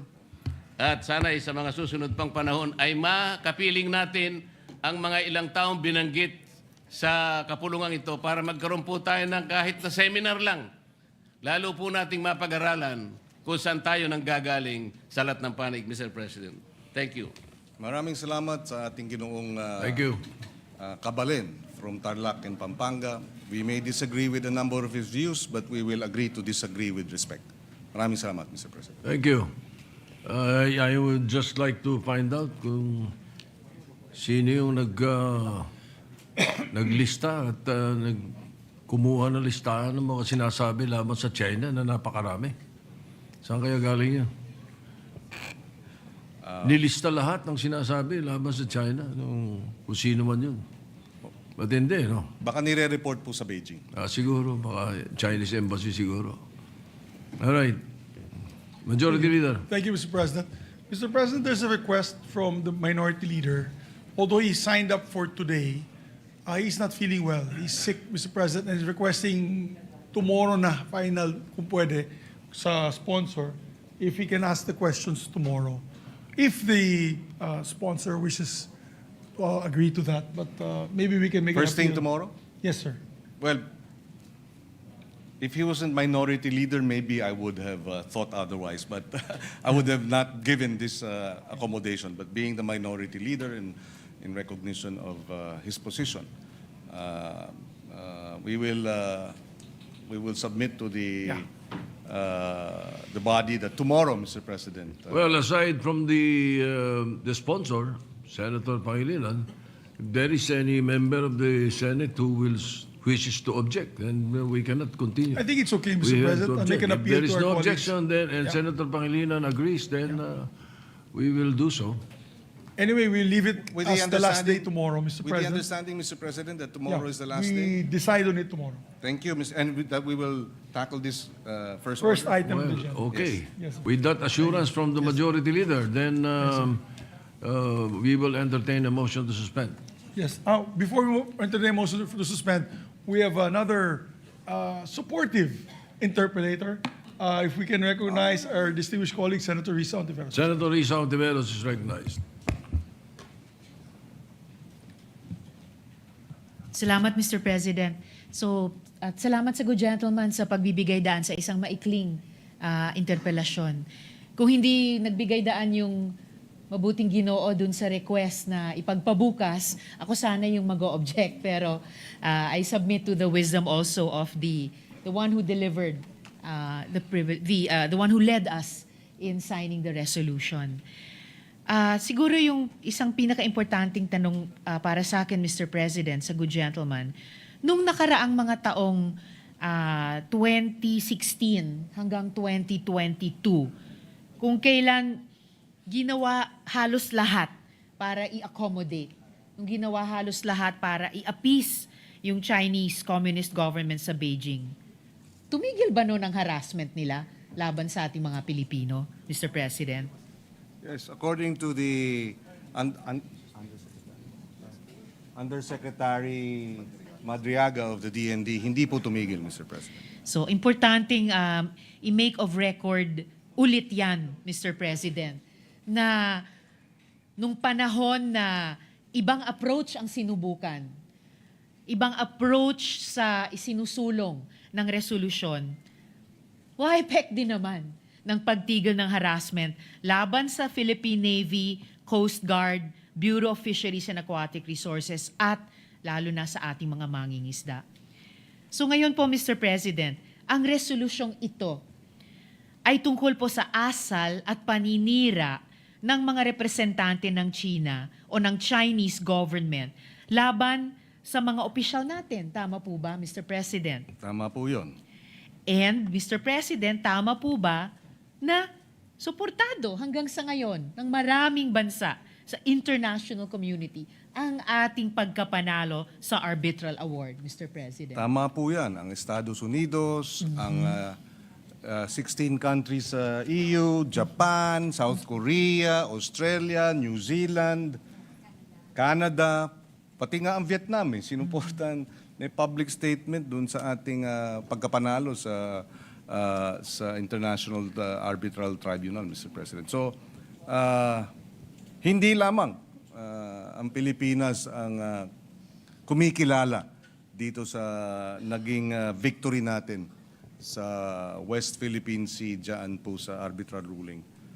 The EU, the United States, and many other countries have expressed publicly their support for a rule-based resolution.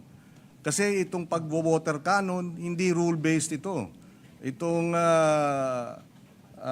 paglalagay ng laser lights laban dinedirekta sa ating Coast Guard o kaya ng Navy, hindi rule-based ito. Yung pagpuputol po ng daliri ng Navy man, Mr. President. Pagputol ng hindi rule-based yan. Yan aggression. At contrary at kontra sa diplomasya at siyempre international law. At Mr. President, sa kabila nung marami at dumaraming bansang sumusuporta sa ating tagumpay sa Arbitral Award, meron ba namang bansa na sumusuporta naman sa claims ng China sa South China Sea at particular sa West Philippine Sea, Mr. President? According to our Defense Department, China lang daw ang sumusuporta sa China. So siya lang po. Pero may nabasa ako pero wala namang binanggit ng mga bansa sa Africa daw. Pero sa article lumabas yung article, I think from the Chinese embassy or China News, no? Pero they did not mention any country, just countries. At kung totoo man, Mr. President, na mayroong talagang mga bansa mula sa continent ng Africa na sumusuporta sa kanila, unnamed as of now, gaya ng sinabi ng good gentleman, samantala sa panig ng Pilipinas, marami na at dumarami pa habang dumadaan ang panahon. So, sa tingin niyo po ba, Mr. President, nasa interes ng ating bansa na iwaksi ang pakikipaglaban para sa West Philippine Sea, Mr. President? Yes, Mr. President, just a quick Yes, Mr. President. addition to the answer earlier. According to the Department of National Defense, the arbitral ruling of 2016 has been supported by 192 countries, Mr. President. Hindi na masama, Mr. President. None of them are objecting, except China, Mr. Okay po. President. So, 100 plus vis-a-vis 1. Yes. Medyo malinaw po yung matematika doon, Almost Mr. 200 President. actually, Mr. Almost 200, Mr. President. So, masasabing clear majority pati ng mga member countries ng United Nations. That is correct. Mr. President. And so, sa ganito pong konteksto, masasabi po ba natin, Mr. President, na nasa interes ng ating bansa na iwaksi yung pakikipaglaban para sa West Philippine Sea?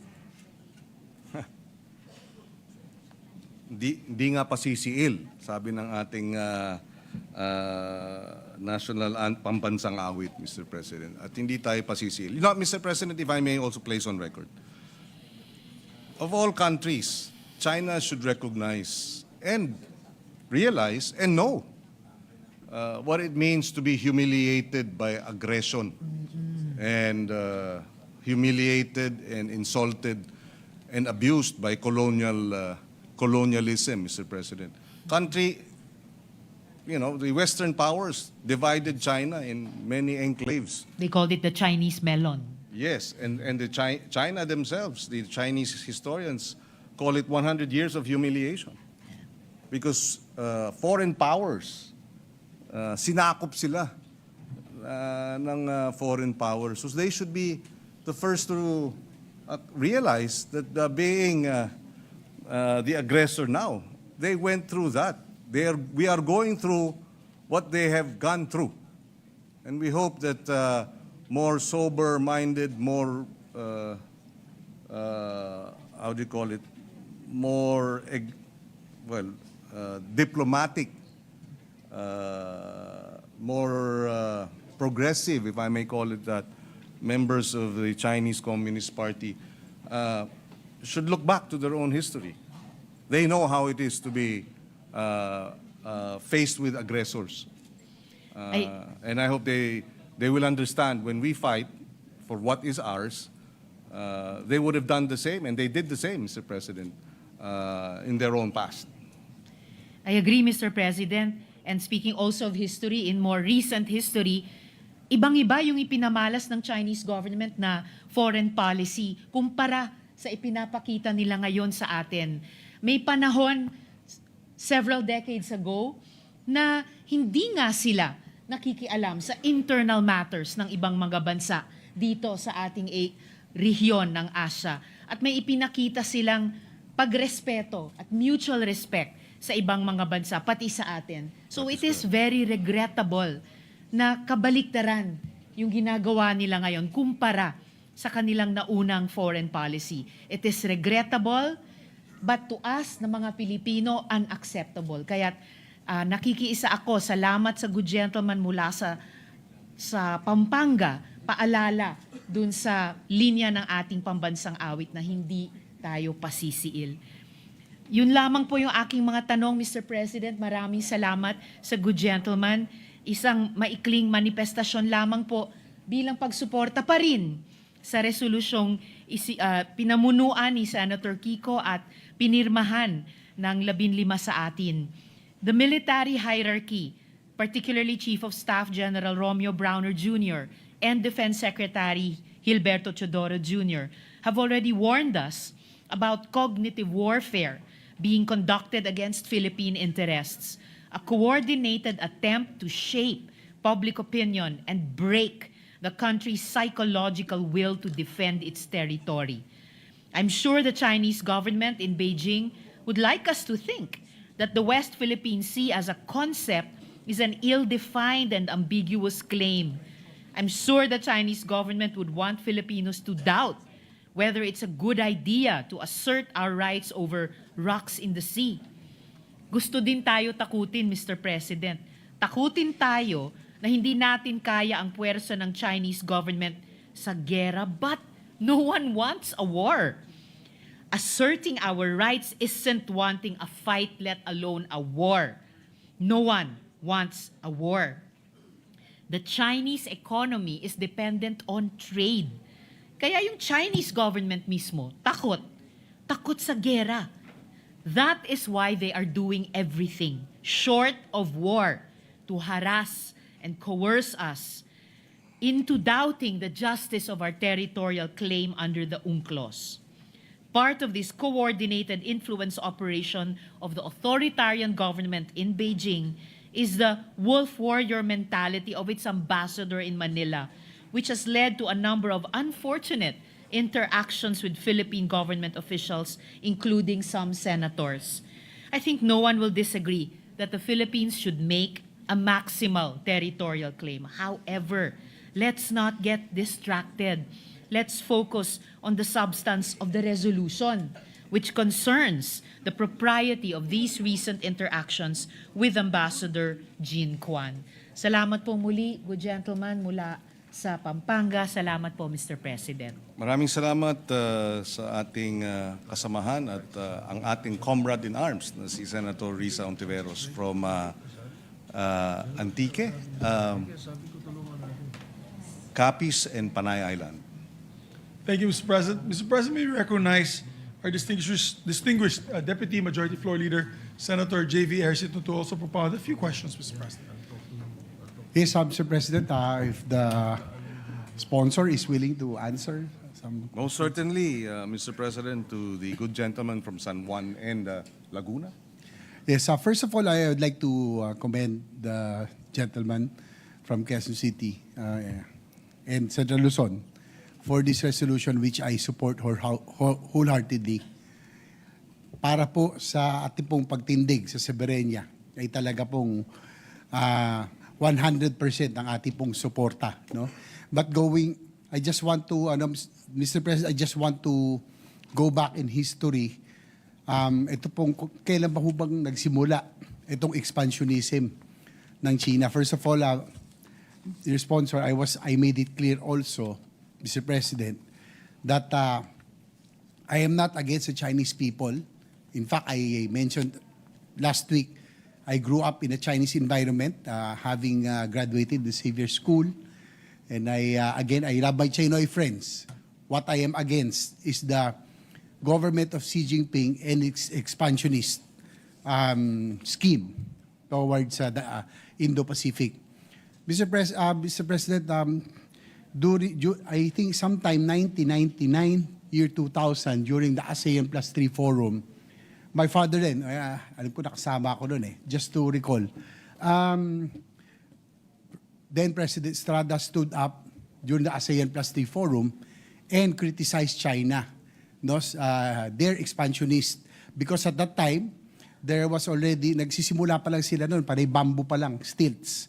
Wala pa yung reclaimed island. But the intelligence reports was submitted to the Office of the President that they were already starting to swarm and show interest doon po dito sa mga disputed, now West Philippine Sea. So he stood up and criticized China's expansionism. Nagulat po yung Vice President of China at that time because the first ASEAN leader to stand up against China at that time. So noon pa lang, kaya ko binibring up po ito, kaya ko po ito nilalabas. Gusto kong tingnan kung saan tayo nagkulang because at that time, after that, it was my father as a commander-in-chief who ordered that the BRP Sierra Madre be grounded in the Ayungin Shoal to mark our territory. Pero ito po sana, to serve as a temporary base of our Marines na nilagay doon and to mark as our territory. So temporary lang ho dapat yon. By now, supposedly sana,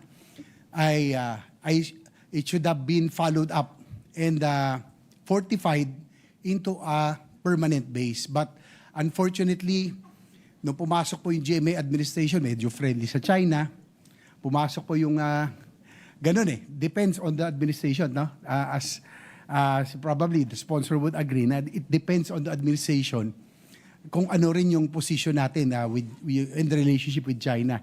Pumasok yung kay Pangulong Noynoy Aquino, at least we won against on the UNCLOS. And then pumasok po yung kay Duterte administration, which was also friendlier to China. So nag-iiba-iba po yung geopolitics and positioning. So my question is, were we remiss in our duty as a country in establishing our claim to the EEZ by not being able to establish yung pong permanent base that would have served as a marker? Ngayon po, andun pa rin yung BRP Sierra Madre. Kinakalawang na. Nakakaawa yung ating mga Marines na nandun. Dapat yun, temporary lang. So, yun lang po ang tanong ko na at least we would know from now on what to do moving forward. Yes, Mr. President, I remember the statement of then President Estrada and in the ASEAN +3. And we were actually thankful that former President Estrada took a strong stand.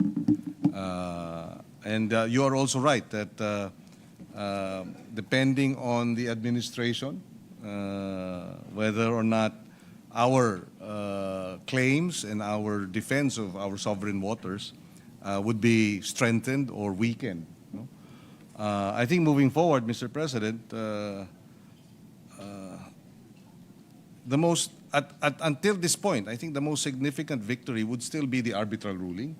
It is now up to us and future leaders, and this current administration has said we will not give an inch of Philippine territory, and we laud that. And this is why I think moving forward, that's why we have to rally behind that arbitral ruling, because precisely as nabanggit kanina ni Senator Risa, it is supported by many nations, Mr. President. Not just the Philippines, it is recognized. The 192 countries did not oppose, did not object to the arbitral ruling, except for China. So I think that should be fundamental in our foreign policy thrusts for years to come, to defend, to strengthen, and to work around that arbitral ruling, which awarded clearly rejected I called it ridiculous. In fact, claiming 90% of the West Philippine Sea, the South China Sea, is a ridiculous claim, Mr. President, which we should all oppose moving forward, Mr. President.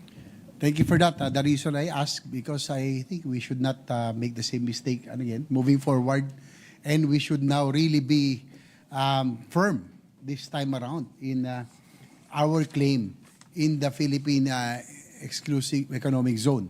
Hindi na natin dapat itong ipayagan, no, na makuha puli o kaya ay kanila pong agawin, no? Because I think as early as 1998, no, when that same plastic happened, so nangyari po yung pagsadsad sa Ayungin Shoal. And during that time, as I mentioned, we could have already established a permanent base which could have prevented the claim of China. Ngayon po, sila po nakapagtayo na ng base, no? Nag-reclaim na sila. Meron silang full base na po, may runway at lahat na. And that during that time, ano pa lang sila, no? Swarming pa lang, panay Yes. barko pa lang, if I'm Yes. not mistaken. Tapos mga stilts pa lang, no? Mga bamboo stilts pa lang. So, it depends on administration. So, probably meron ding pagkukulang na doon sa ating claim. So, that's why, that's the reason I asked that this time around, while we in the Senate, in our own little way, at least we are trying to support our Coast Guard, our armed forces, our Philippine Navy by not intended to match China's military might. Di naman natin kaya yun eh. They are a superpower, we are not. We're just a third world nation.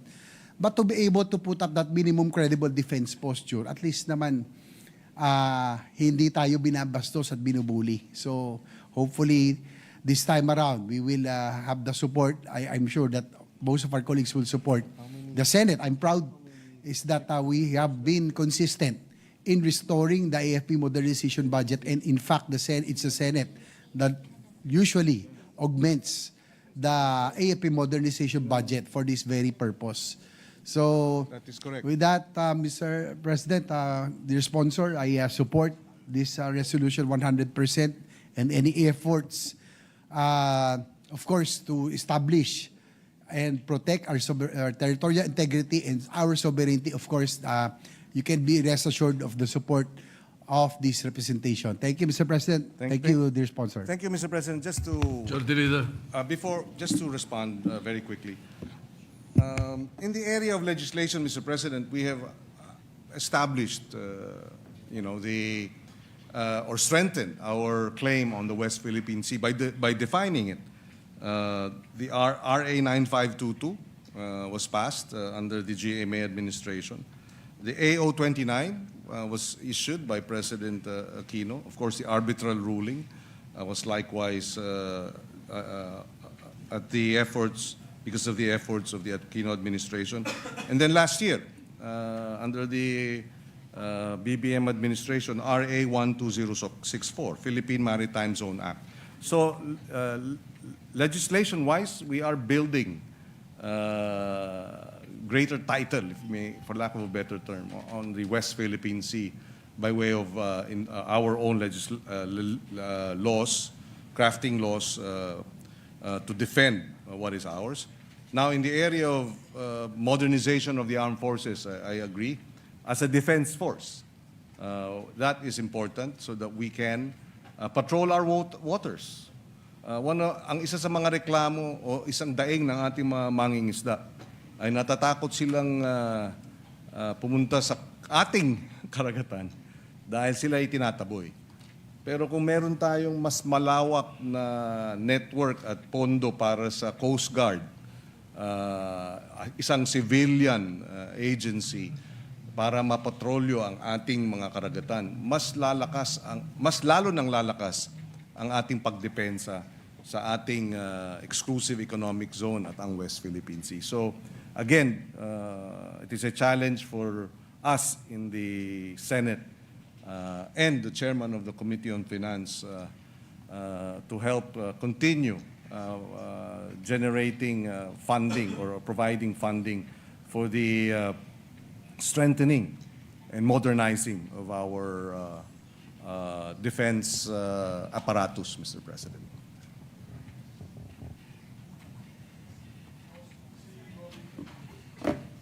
Senator Robin Padilla is recognized. Maraming salamat po, Ginoong Pangulo, at sa ating pinunong mayorya.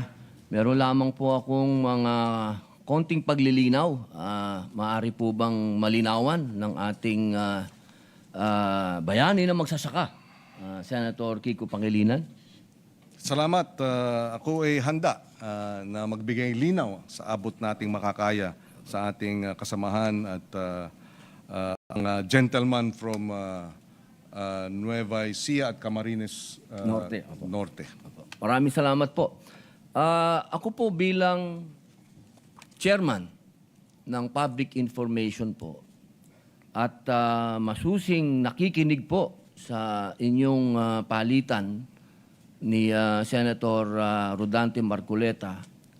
Katunayan, ako po'y masayang-masaya sa nangyaring palitan sapagkat nagkakaroon po ng paglilinaw. At ito po ang napakahalaga sa public information.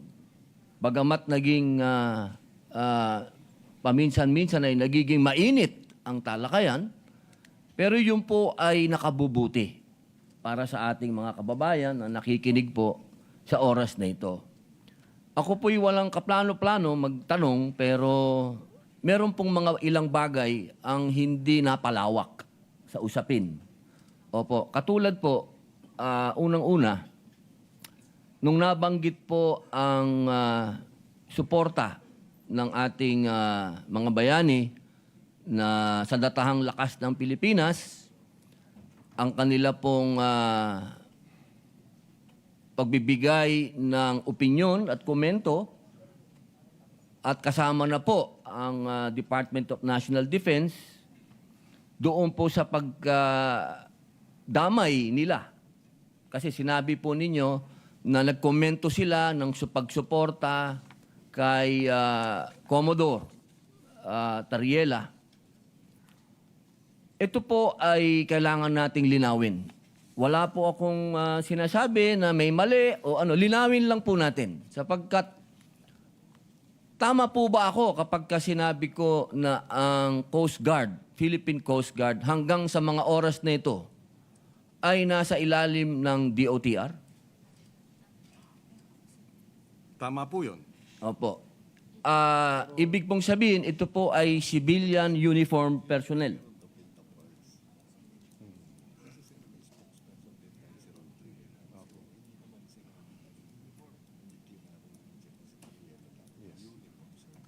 Yes, ang paliwanag ng Department of National Defense ay bagaman siya po ay nasa DOTR, hindi rin kasi pinaliwanag o nilinaw kung ng China kung sino ang pinag-uusapan nilang certain Philippine Uniformed Service members. Ibig sabihin marami. At yung spokesperson ng Admiral Trinidad ng Navy, ng Philippine Navy, ay isa rin sa mga nagbibigay ng official statements tungkol sa usapin ng West Philippine Sea. Yun po. Kasi napaka linaw po ngayon. Opo. At nung sinabing uniform personnel, service members, ibig sabihin marami, sinabi pa yung or they will pay the price for what they did. So ito ay maanghang na salita dahil ito'y pananakot. They will pay the price. It's a threat. Siyempre ang ating DND, ang ating Armed Forces of the Philippines, pag may threat, seryoso ito. Hindi maaaring tumahimik. Hindi maaaring sabihing deadma.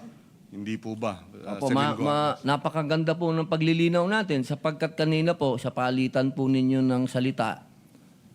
At ito naman po ay very educational po no, sa lahat ng ating mga kababayan.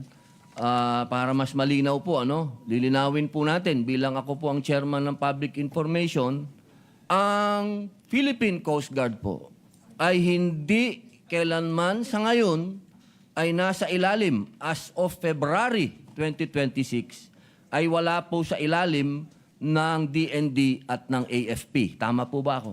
Tama ito. Opo. At yung pahayag po ng AFP at DND, hindi po ito parang inuutusan o sinusuportahan ang mga sinasabi po ni Ginoong Tariela. Siya ang spokesperson ng West Philippine Sea, anong tawag doon? Si Tariela, spokesperson West Philippine Sea. No, spokesperson representing what? Yung, yung group, di ba?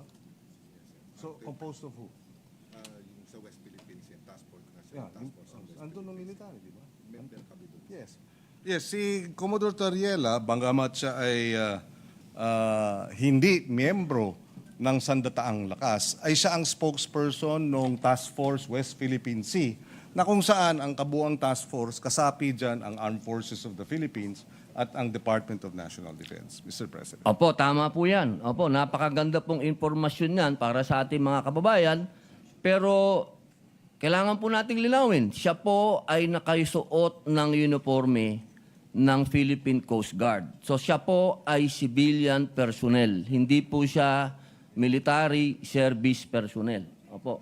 Kailangan lang po natin linawin. Yes. Wala po akong sinasabing may mali o ano. That is correct. Opo, bilang ako po ay public information lamang po. At sa atin pong RA 993, ito po yung patungkol sa Philippine Coast Guard, RA 993, malinaw po dyan, nasasailalim lamang ang Philippine Coast Guard sa DND at sa AFP wartime.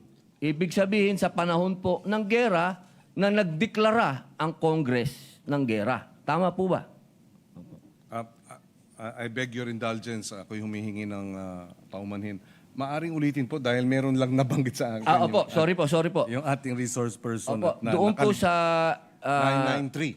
Opo, Republic Act 9993. 9993. Opo, ito po yung patungkol sa Philippine Coast Guard. Meron po tayong wartime attachment doon. Yes. Ang nakalagay po doon, ang PCG ay mapapasailalim sa DND at sa AFP kapag nagdeklara na po ng gera ang Congress. Tama po ba? Tama po yun. Opo. Gusto ko lamang pong linawin din sa ating mga kababayan, wala pa po tayo sa deklarasyon ng gera. Tayo po ngayon ay... At naway hindi mapunta ron. Inshallah. Opo. Maging maingat lang po sana tayo kapag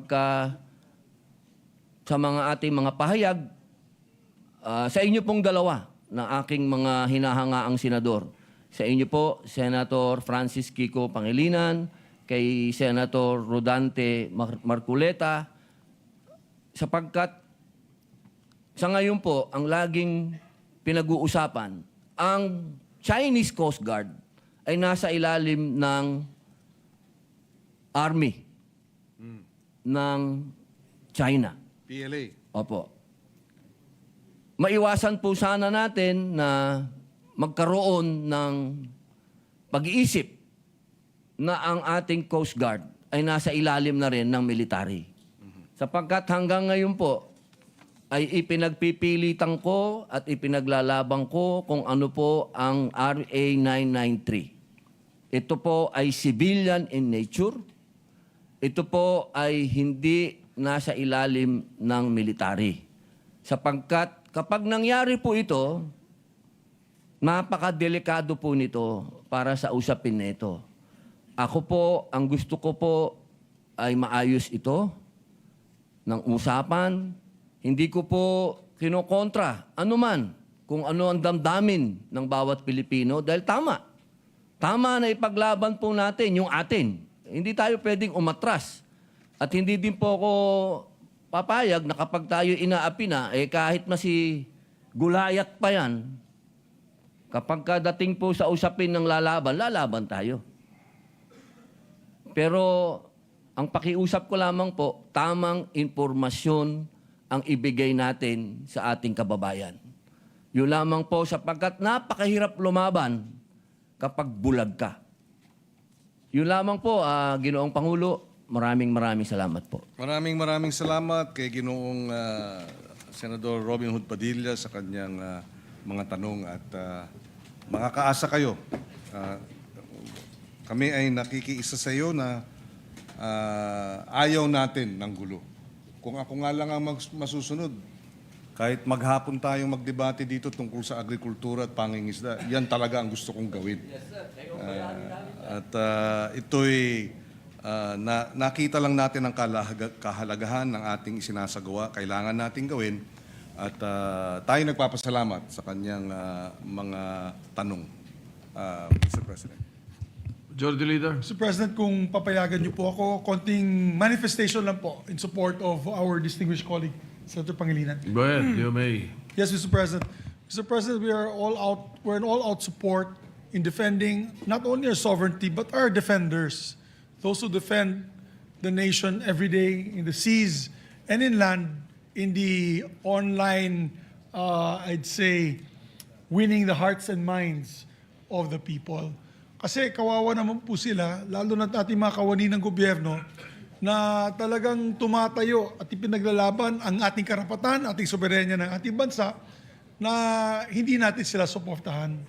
So, Mr. President, when I was Senate President, we had come up with several approved resolutions. I'll ask DepSec Mavic to give us some of the resolutions we passed in the 19th Congress condemning itong mga acts. I think it was a time na naputol yata yung daliri ng isang Coast Guard. Lahat po tayo ay unanimous na tumayo in defense of our Coast Guard and asking the Chinese forces to de-escalate the situation in the West Philippine Sea.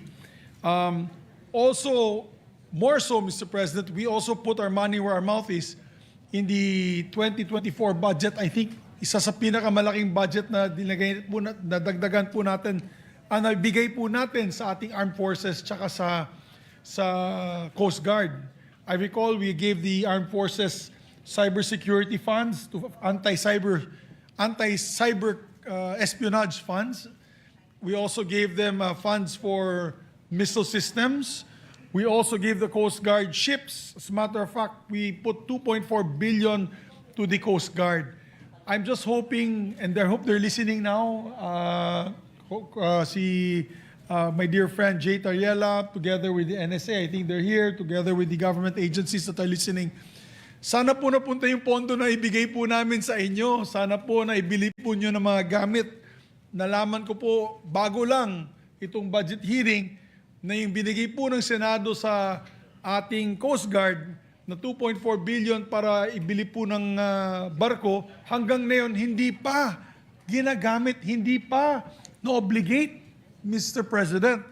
Baka mawala na po yan, baka mabalik po yan sa National Treasury. Sayang naman yung napakahirap maghanap ng pondo para sa programa, para sa modernization, ay gumalaw po kami noong 19th Congress at nadagdagan po natin ang budget nila. Sana po ma-implement po nila yun. They were supposed to, I forget the name of the ship company, it was government to government, Australian government, Austal was supposed to provide the offshore ships. That was a negotiation done when the Prime Minister of Australia, Albanese, was here in the Philippines. Hanggang ngayon, Mr. President, pawang-awa po, walang nangyari hanggang ngayon ay hindi pa nabibili. Kaya kawawa naman po yung ating mga kawani, yung ating Coast Guard, yung ating Navy. Hanggang sigaw na lang po sila. At this point in time, nagcaricature na nga. Kasi hindi natin binibigyan ng tamang equipment. Hindi natin binibigyan ng tamang bala.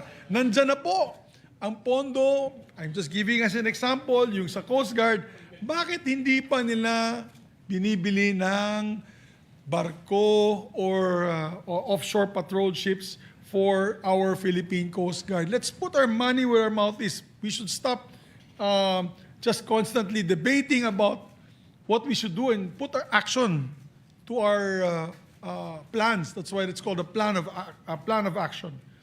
So, ang importante dyan, Mr. President, is sana tulungan din po natin sila. And ito coming 2027 budget with Senator Sherwin Gatchalian at the helm, we can add additional funding for AFP modernization and Coast Guard modernization.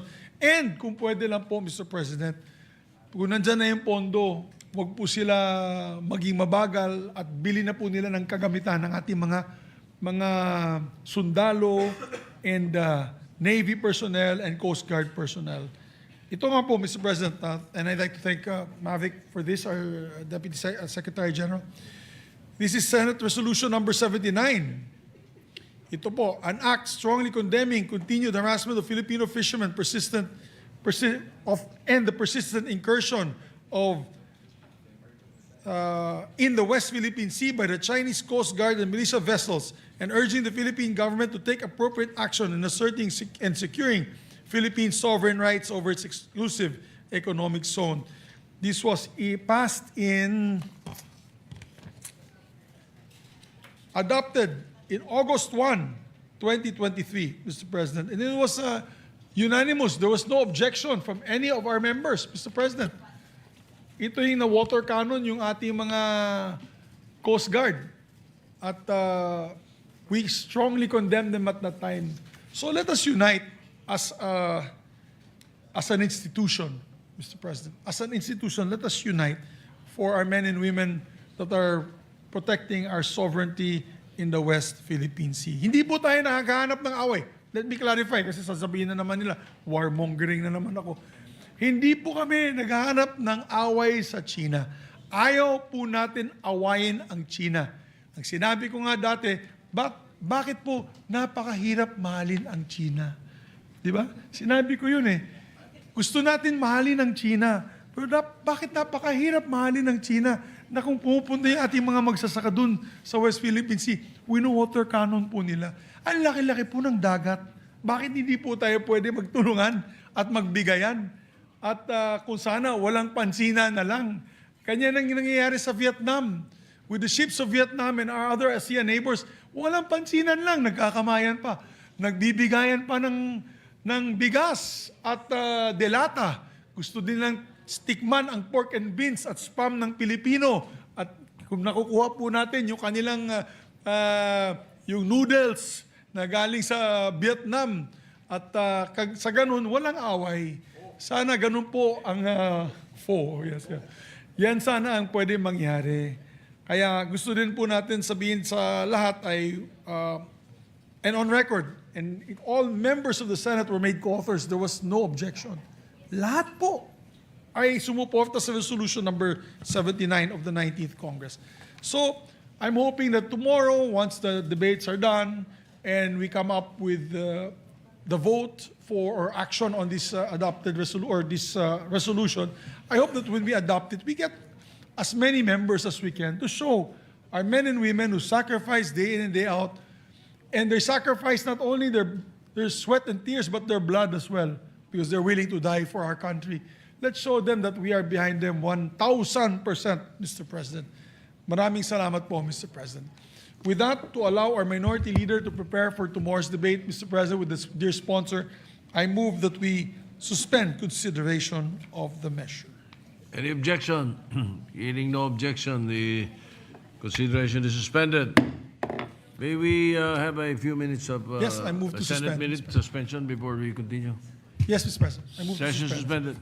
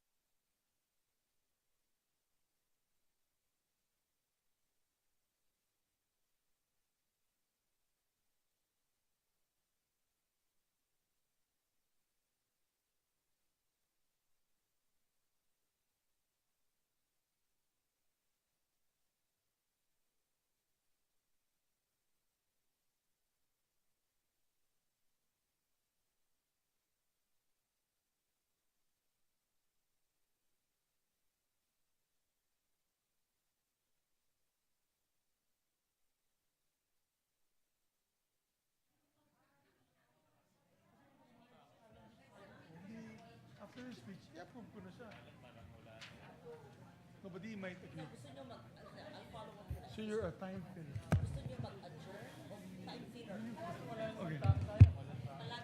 Session is resumed. Ano, ganun dati si Tito Dick Gordon. Majority Leader. Thank you, Mr. President. Mr. President, I move that we recognize our distinguished colleague, Senator Lauren Legarda, to avail of the privilege hour, Mr. President. Senator Lauren Legarda is recognized.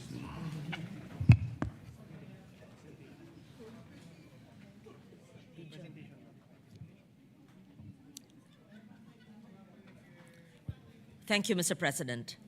Sa ating bansa, isang karaniwang kwento na kapag may nagkakasakit sa pamilya, apektado ang takbo ng buhay ng bawat miyembro, may kailangang mag-overtime sa trabaho, may humihinto muna sa pag-aaral, may nagtitipid sa pagkain para lang may pambili ng gamot at pamasahe papunta sa ospital.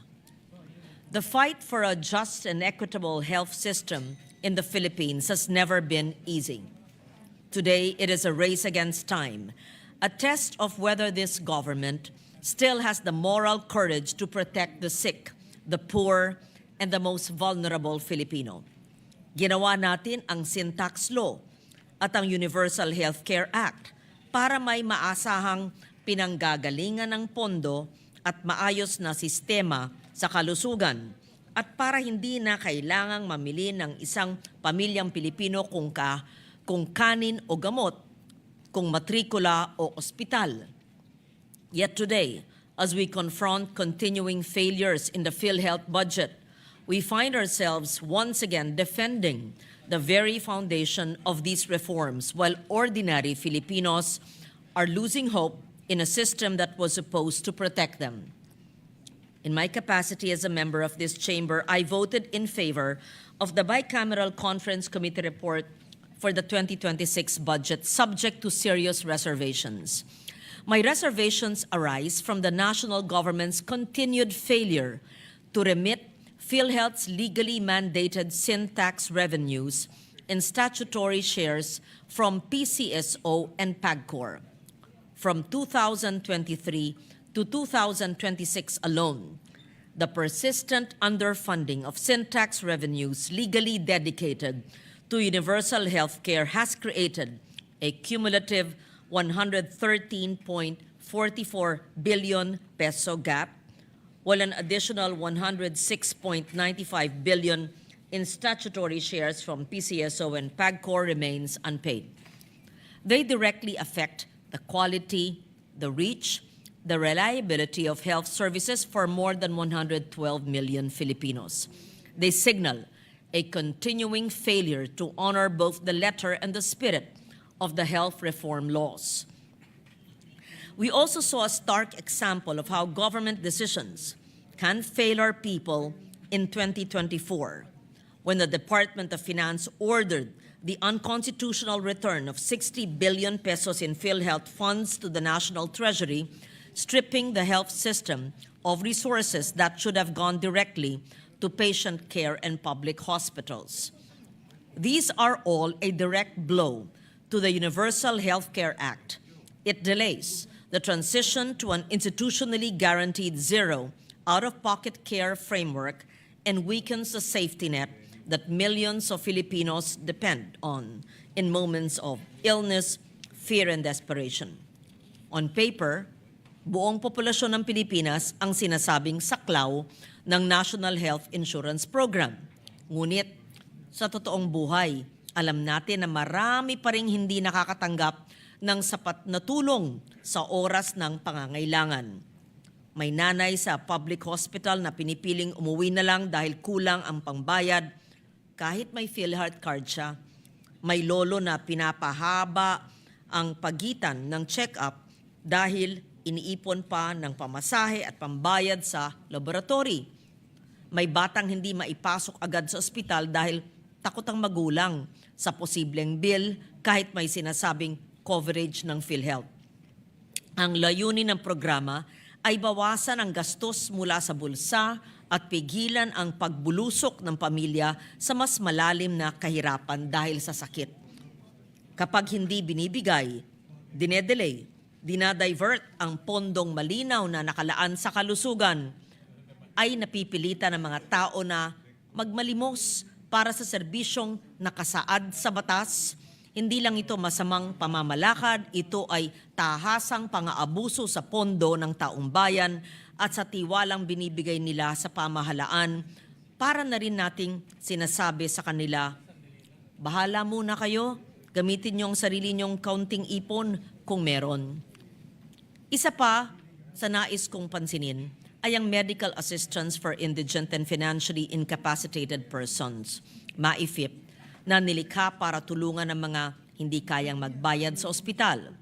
Pero sa practice, napipilitan ng mga pasyente na mag-ikot sa iba't ibang tanggapan, magdala ng endorsements, makiusap sa bawat confinement sa halip ng otomatikong maprotektahan sa pamamagitan ng PhilHealth gaya ng diwa ng Universal Healthcare Law.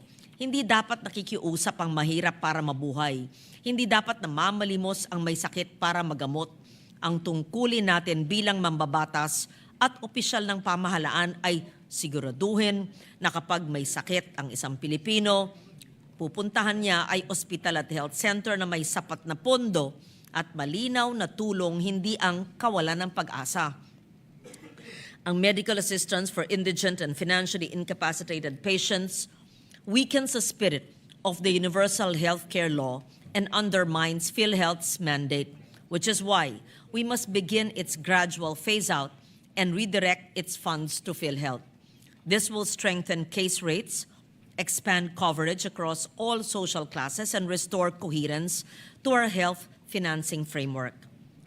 Our responsibility does not end with the passage of the General Appropriations Act.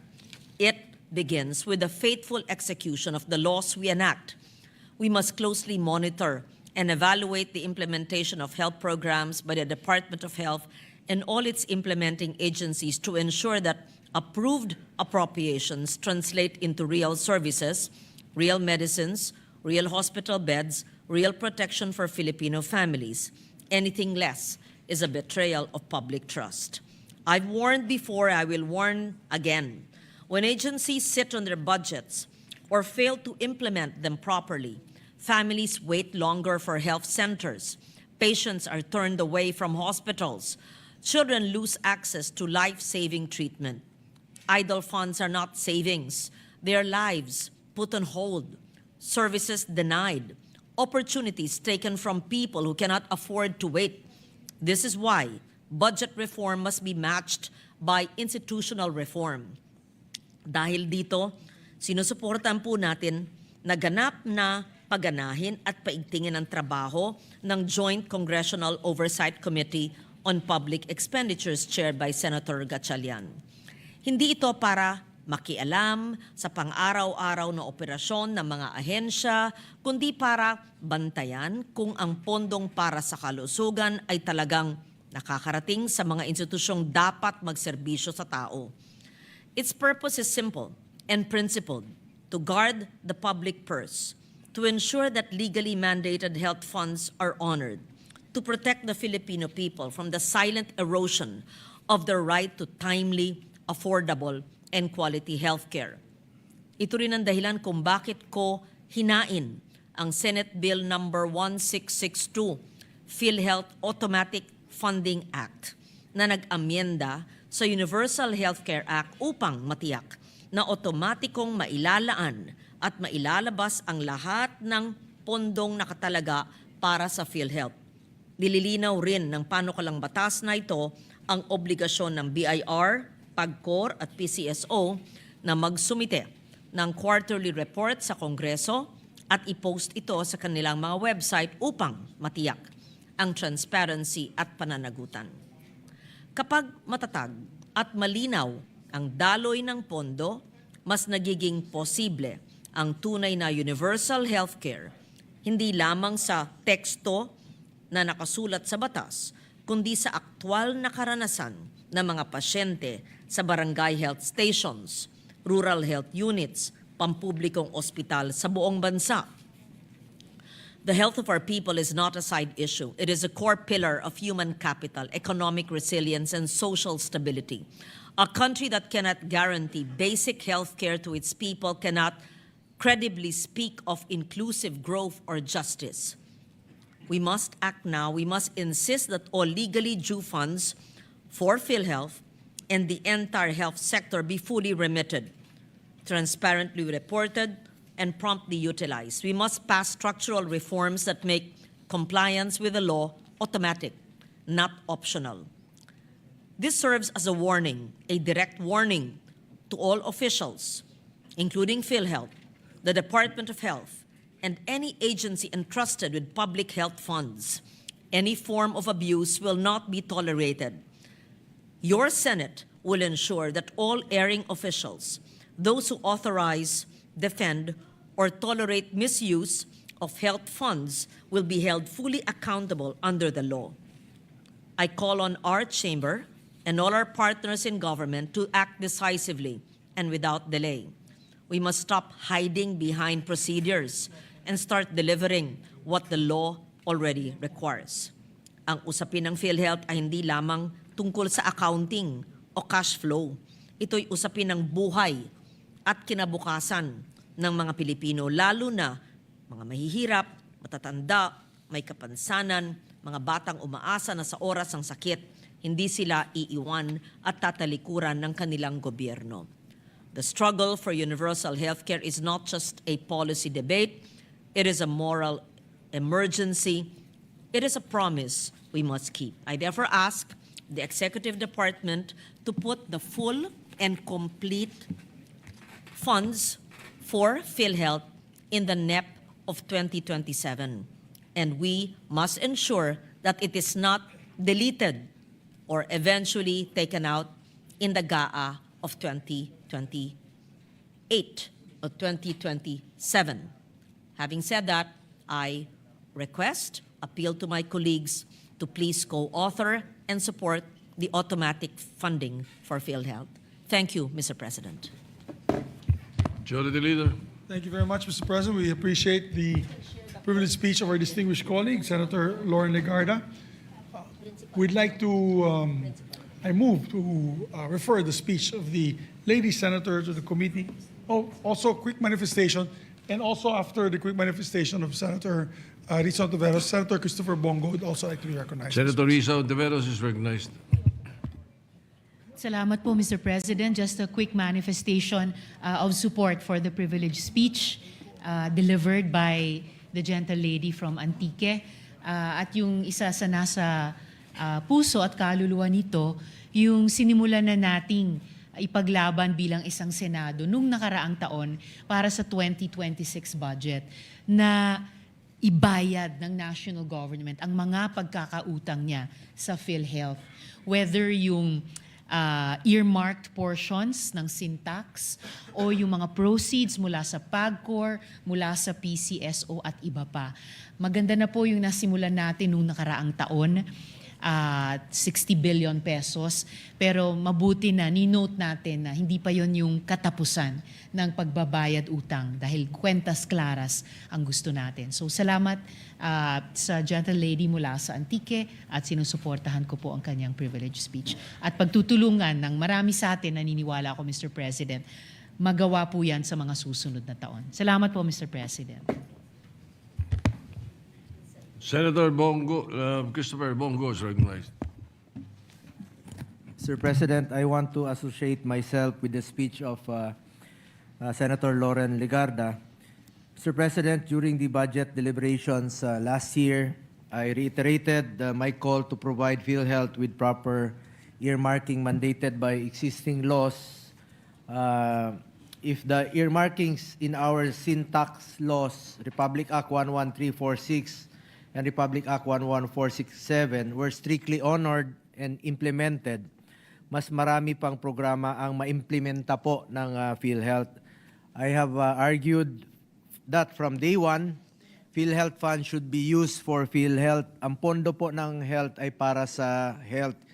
Kaya lang po, parang ang nangyari nung nakaraang taon, no? Hindi nga natin akalain na umabot sa puntong ganito, parang nirarambol-rambol yung pera ng PhilHealth. Kinuha kasi sabi nga nila excess funds na hindi naman matatawag na excess dahil hindi naman talaga sobra ang pera ng PhilHealth. Kasi habang nagbabayad yung mga kababayan natin sa kanilang hospital billings, ang liit pa rin po ng counterpart. Kayo, ako na-admit po ako magkano lang ang binawas. Meron po isang provincial health officer ng probinsya ng Camarines Norte. 6 million yung billing niya, 4 million yung billing niya, nabawas 27,000. Na-admit siya muli, 6 million, 29,000, a total of 57,000 out of 10 million. Ibig sabihin, less than 1% lang po yun ang sinagot ng PhilHealth.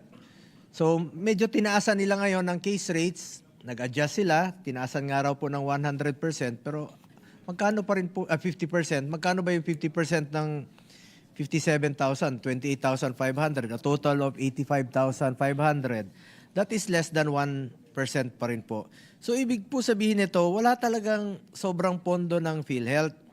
Kaya nga po noong 2024, during budget deliberation for 2025, hindi po ako pumirma sa budget ng, sa BICAM report dahil nagtaka po tayo na naging zero po yung budget ng PhilHealth sa 2025.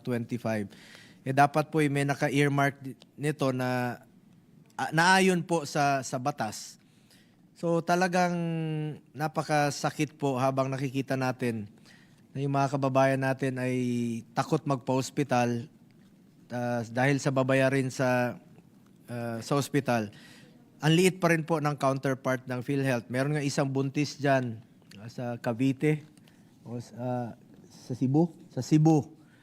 Mag-ina, ayaw magpa-admit, namatay po yung mag-ina dahil takot sa babayarin sa hospital. Pero pag may assurance po ang PhilHealth na sasagutin nila, hindi po matatakot magpa-admit po yun. And for 2026, we thank our chairperson of the Committee on Finance, Senator Win Gatchalian, for including the deficit of 16 billion that is supposed to be allotted for PhilHealth. Ngunit halos 113 billion pa dapat ang makukuha ng PhilHealth kung maimplementa ng tama ang sin tax laws na ipinasa po dito sa Kongreso. Sana po ipagtulungan po ito ng Kongreso na maibigay ito sa mga susunod na taon. Kung nagkaroon tayo ng 113 billion for 2026, yung 2025, zero. Wala talaga ni piso na inalat sa PhilHealth. Tapos, yung sinasabi pong ibinalik na 60 billion na kinuha noong 2024, binalik sa 2026. Paano naman po yung 2025 na zero? Sana po napalitan rin po yun. Kung refund talaga yan, dapat ibalik talaga ng buo. Mr. President, maaring hindi po ito napapansin lang po ng mga kababayan natin. Ng 2024, nagkaroon po tayo ng 14 hearings sa Committee on Health during the time na ako po ay chairperson nito. At including the health emergency allowances. At finally, nabayaran na po yung HEA ng mga health workers na 27 billion noong 2024 at last year, 6.7 billion ang nabayaran po sa mga health emergency allowances na due naman po sa mga health workers dahil pinaghirapan nila ito at pinagpawisan. Pinagtrabahuan po nila ito nung panahon ng pandemya. At sa pagdinig natin, along the way, napag-usapan natin itong PhilHealth dahil yun po yung panahon na kinuha yung tinatawag na excess funds na 60 billion. Salamat rin po sa Supreme Court na nakapag-decide sila na talagang nung panahong yon, ang sinasabi po ng Executive Department, sabi ko nga, maybe legally lusot kayo but morally unacceptable po na kunin yung 60 billion na pondo po ng health. That was 2024. So finally po this year nakapag-decide na po ang Supreme Court na last year rather na ibalik yung 60 billion. Ang problema rito yung 2025 pa rin po dahil zero nga po yung budget ng PhilHealth noong 2025. At isa po yan sa dahilan na hindi po ako pumirma ng BICAM report dahil nung nakita natin na zero nga po. Kinuha na yung 60 billion, zero pa kinuha na yung 60 billion ng 2024, zero pa nung 2025. Double whammy po ang tawag doon. Sa ating pagdinig sa Committee on Health, nangako po ang PhilHealth noong December of 2024 na taasan nila yung mga case rates. Dinoble nila, marami silang mga provision na dinagdag na po, yung mga libreng check-up sa ngipin, sa mata, dinagdag nila. Kung ginawa nila yung early part pa po ng 2024, sana wala pong tinatawag na excess funds ang PhilHealth. Wala naman talagang excess funds ang PhilHealth. Dahil kulang pa po itong pondo ng PhilHealth sa pagpapagamot po ng bawat Pilipino. We are still very, very far yet from the full implementation of the Universal Healthcare Law. Napakalayo pa po natin sa ngayon. At balikan ko lang po, naka-14 hearings tayo noong 2024, kasama na po sa 2025, kasama rin po tayo sa nagpahayag ng matinding pagtutol sa pagkuha ng pondo mula sa PhilHealth papunta sa National Treasury. Sabi ko nga noon, the transfer is morally unacceptable. Ngayon, legally wrong ayon po sa Korte Suprema. Nagkaroon ng double whammy, doble parusa sa pasyenteng Pilipino, ang zero budget ng PhilHealth sa 2025 at ang 60 bilyong excess funds nito na inilipat sa National Treasury ay ilang pasyente na po sana ang natulungan at ilang buhay na po ang nasalbar. At sa ating monthly hearings noon sa committee, we kept on urging PhilHealth to expand its benefit packages. Nagbunga naman po ang ating pangungulit as they were able to act on some reforms. Nagpapasalamat rin po tayo sa mga bagong benefit packages para sa dental services, optometric services, sa mata. Yung 24-hour policy nila na kailangan mo magpa-admit bago ka i-cover ng PhilHealth, tinanggal na nila, nag-introduce sila ng emergency outpatient benefit packages. At ito pong 90-day limit nila noon ay 90 days lang ang i-cover ng PhilHealth. Ngayon, tinanggal na po nila ito. Salamat po sa PhilHealth Board na napansin nyo po ito. Gaya ng sinabi ko kanina, sana po huwag nyo nang antayin na umabot pa ng December of 2024. Sana wala kayong excess funds na kinuha ng National Treasury. We also successfully advocated for the repeal of outdated, illogical, and anti-poor regulations like the single period of confinement policy, 24-hour confinement policy, and the 45-day benefit limit.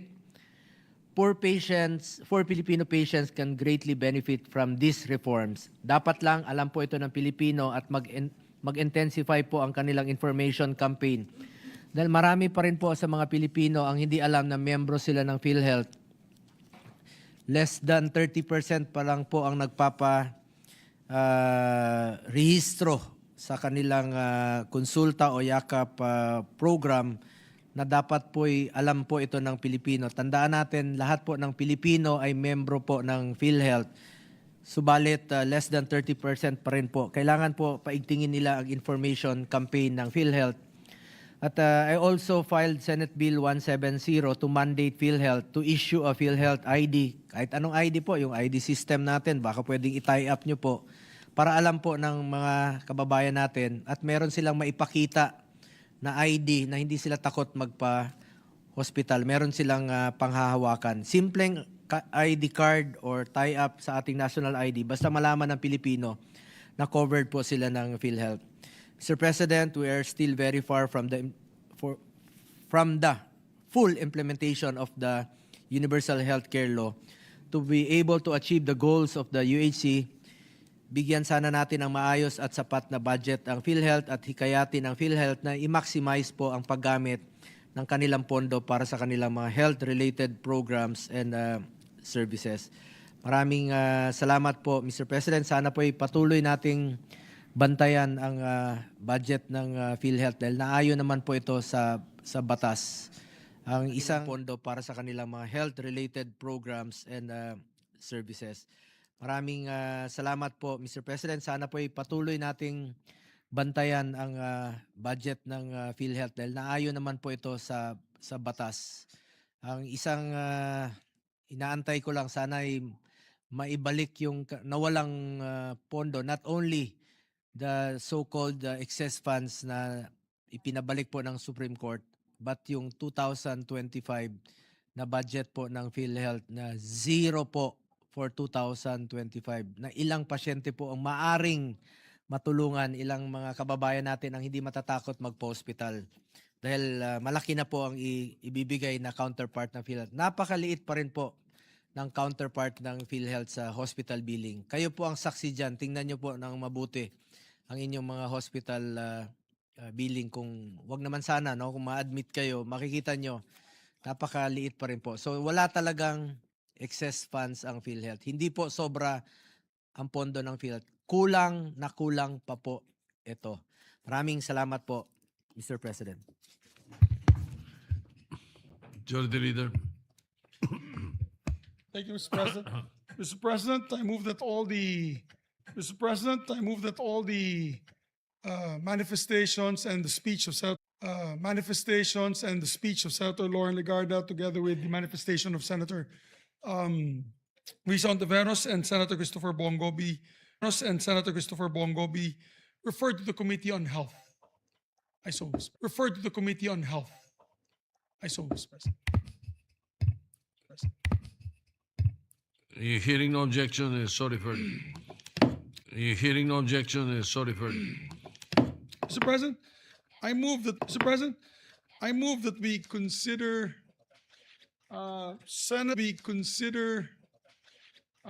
Senate Bill number 1624.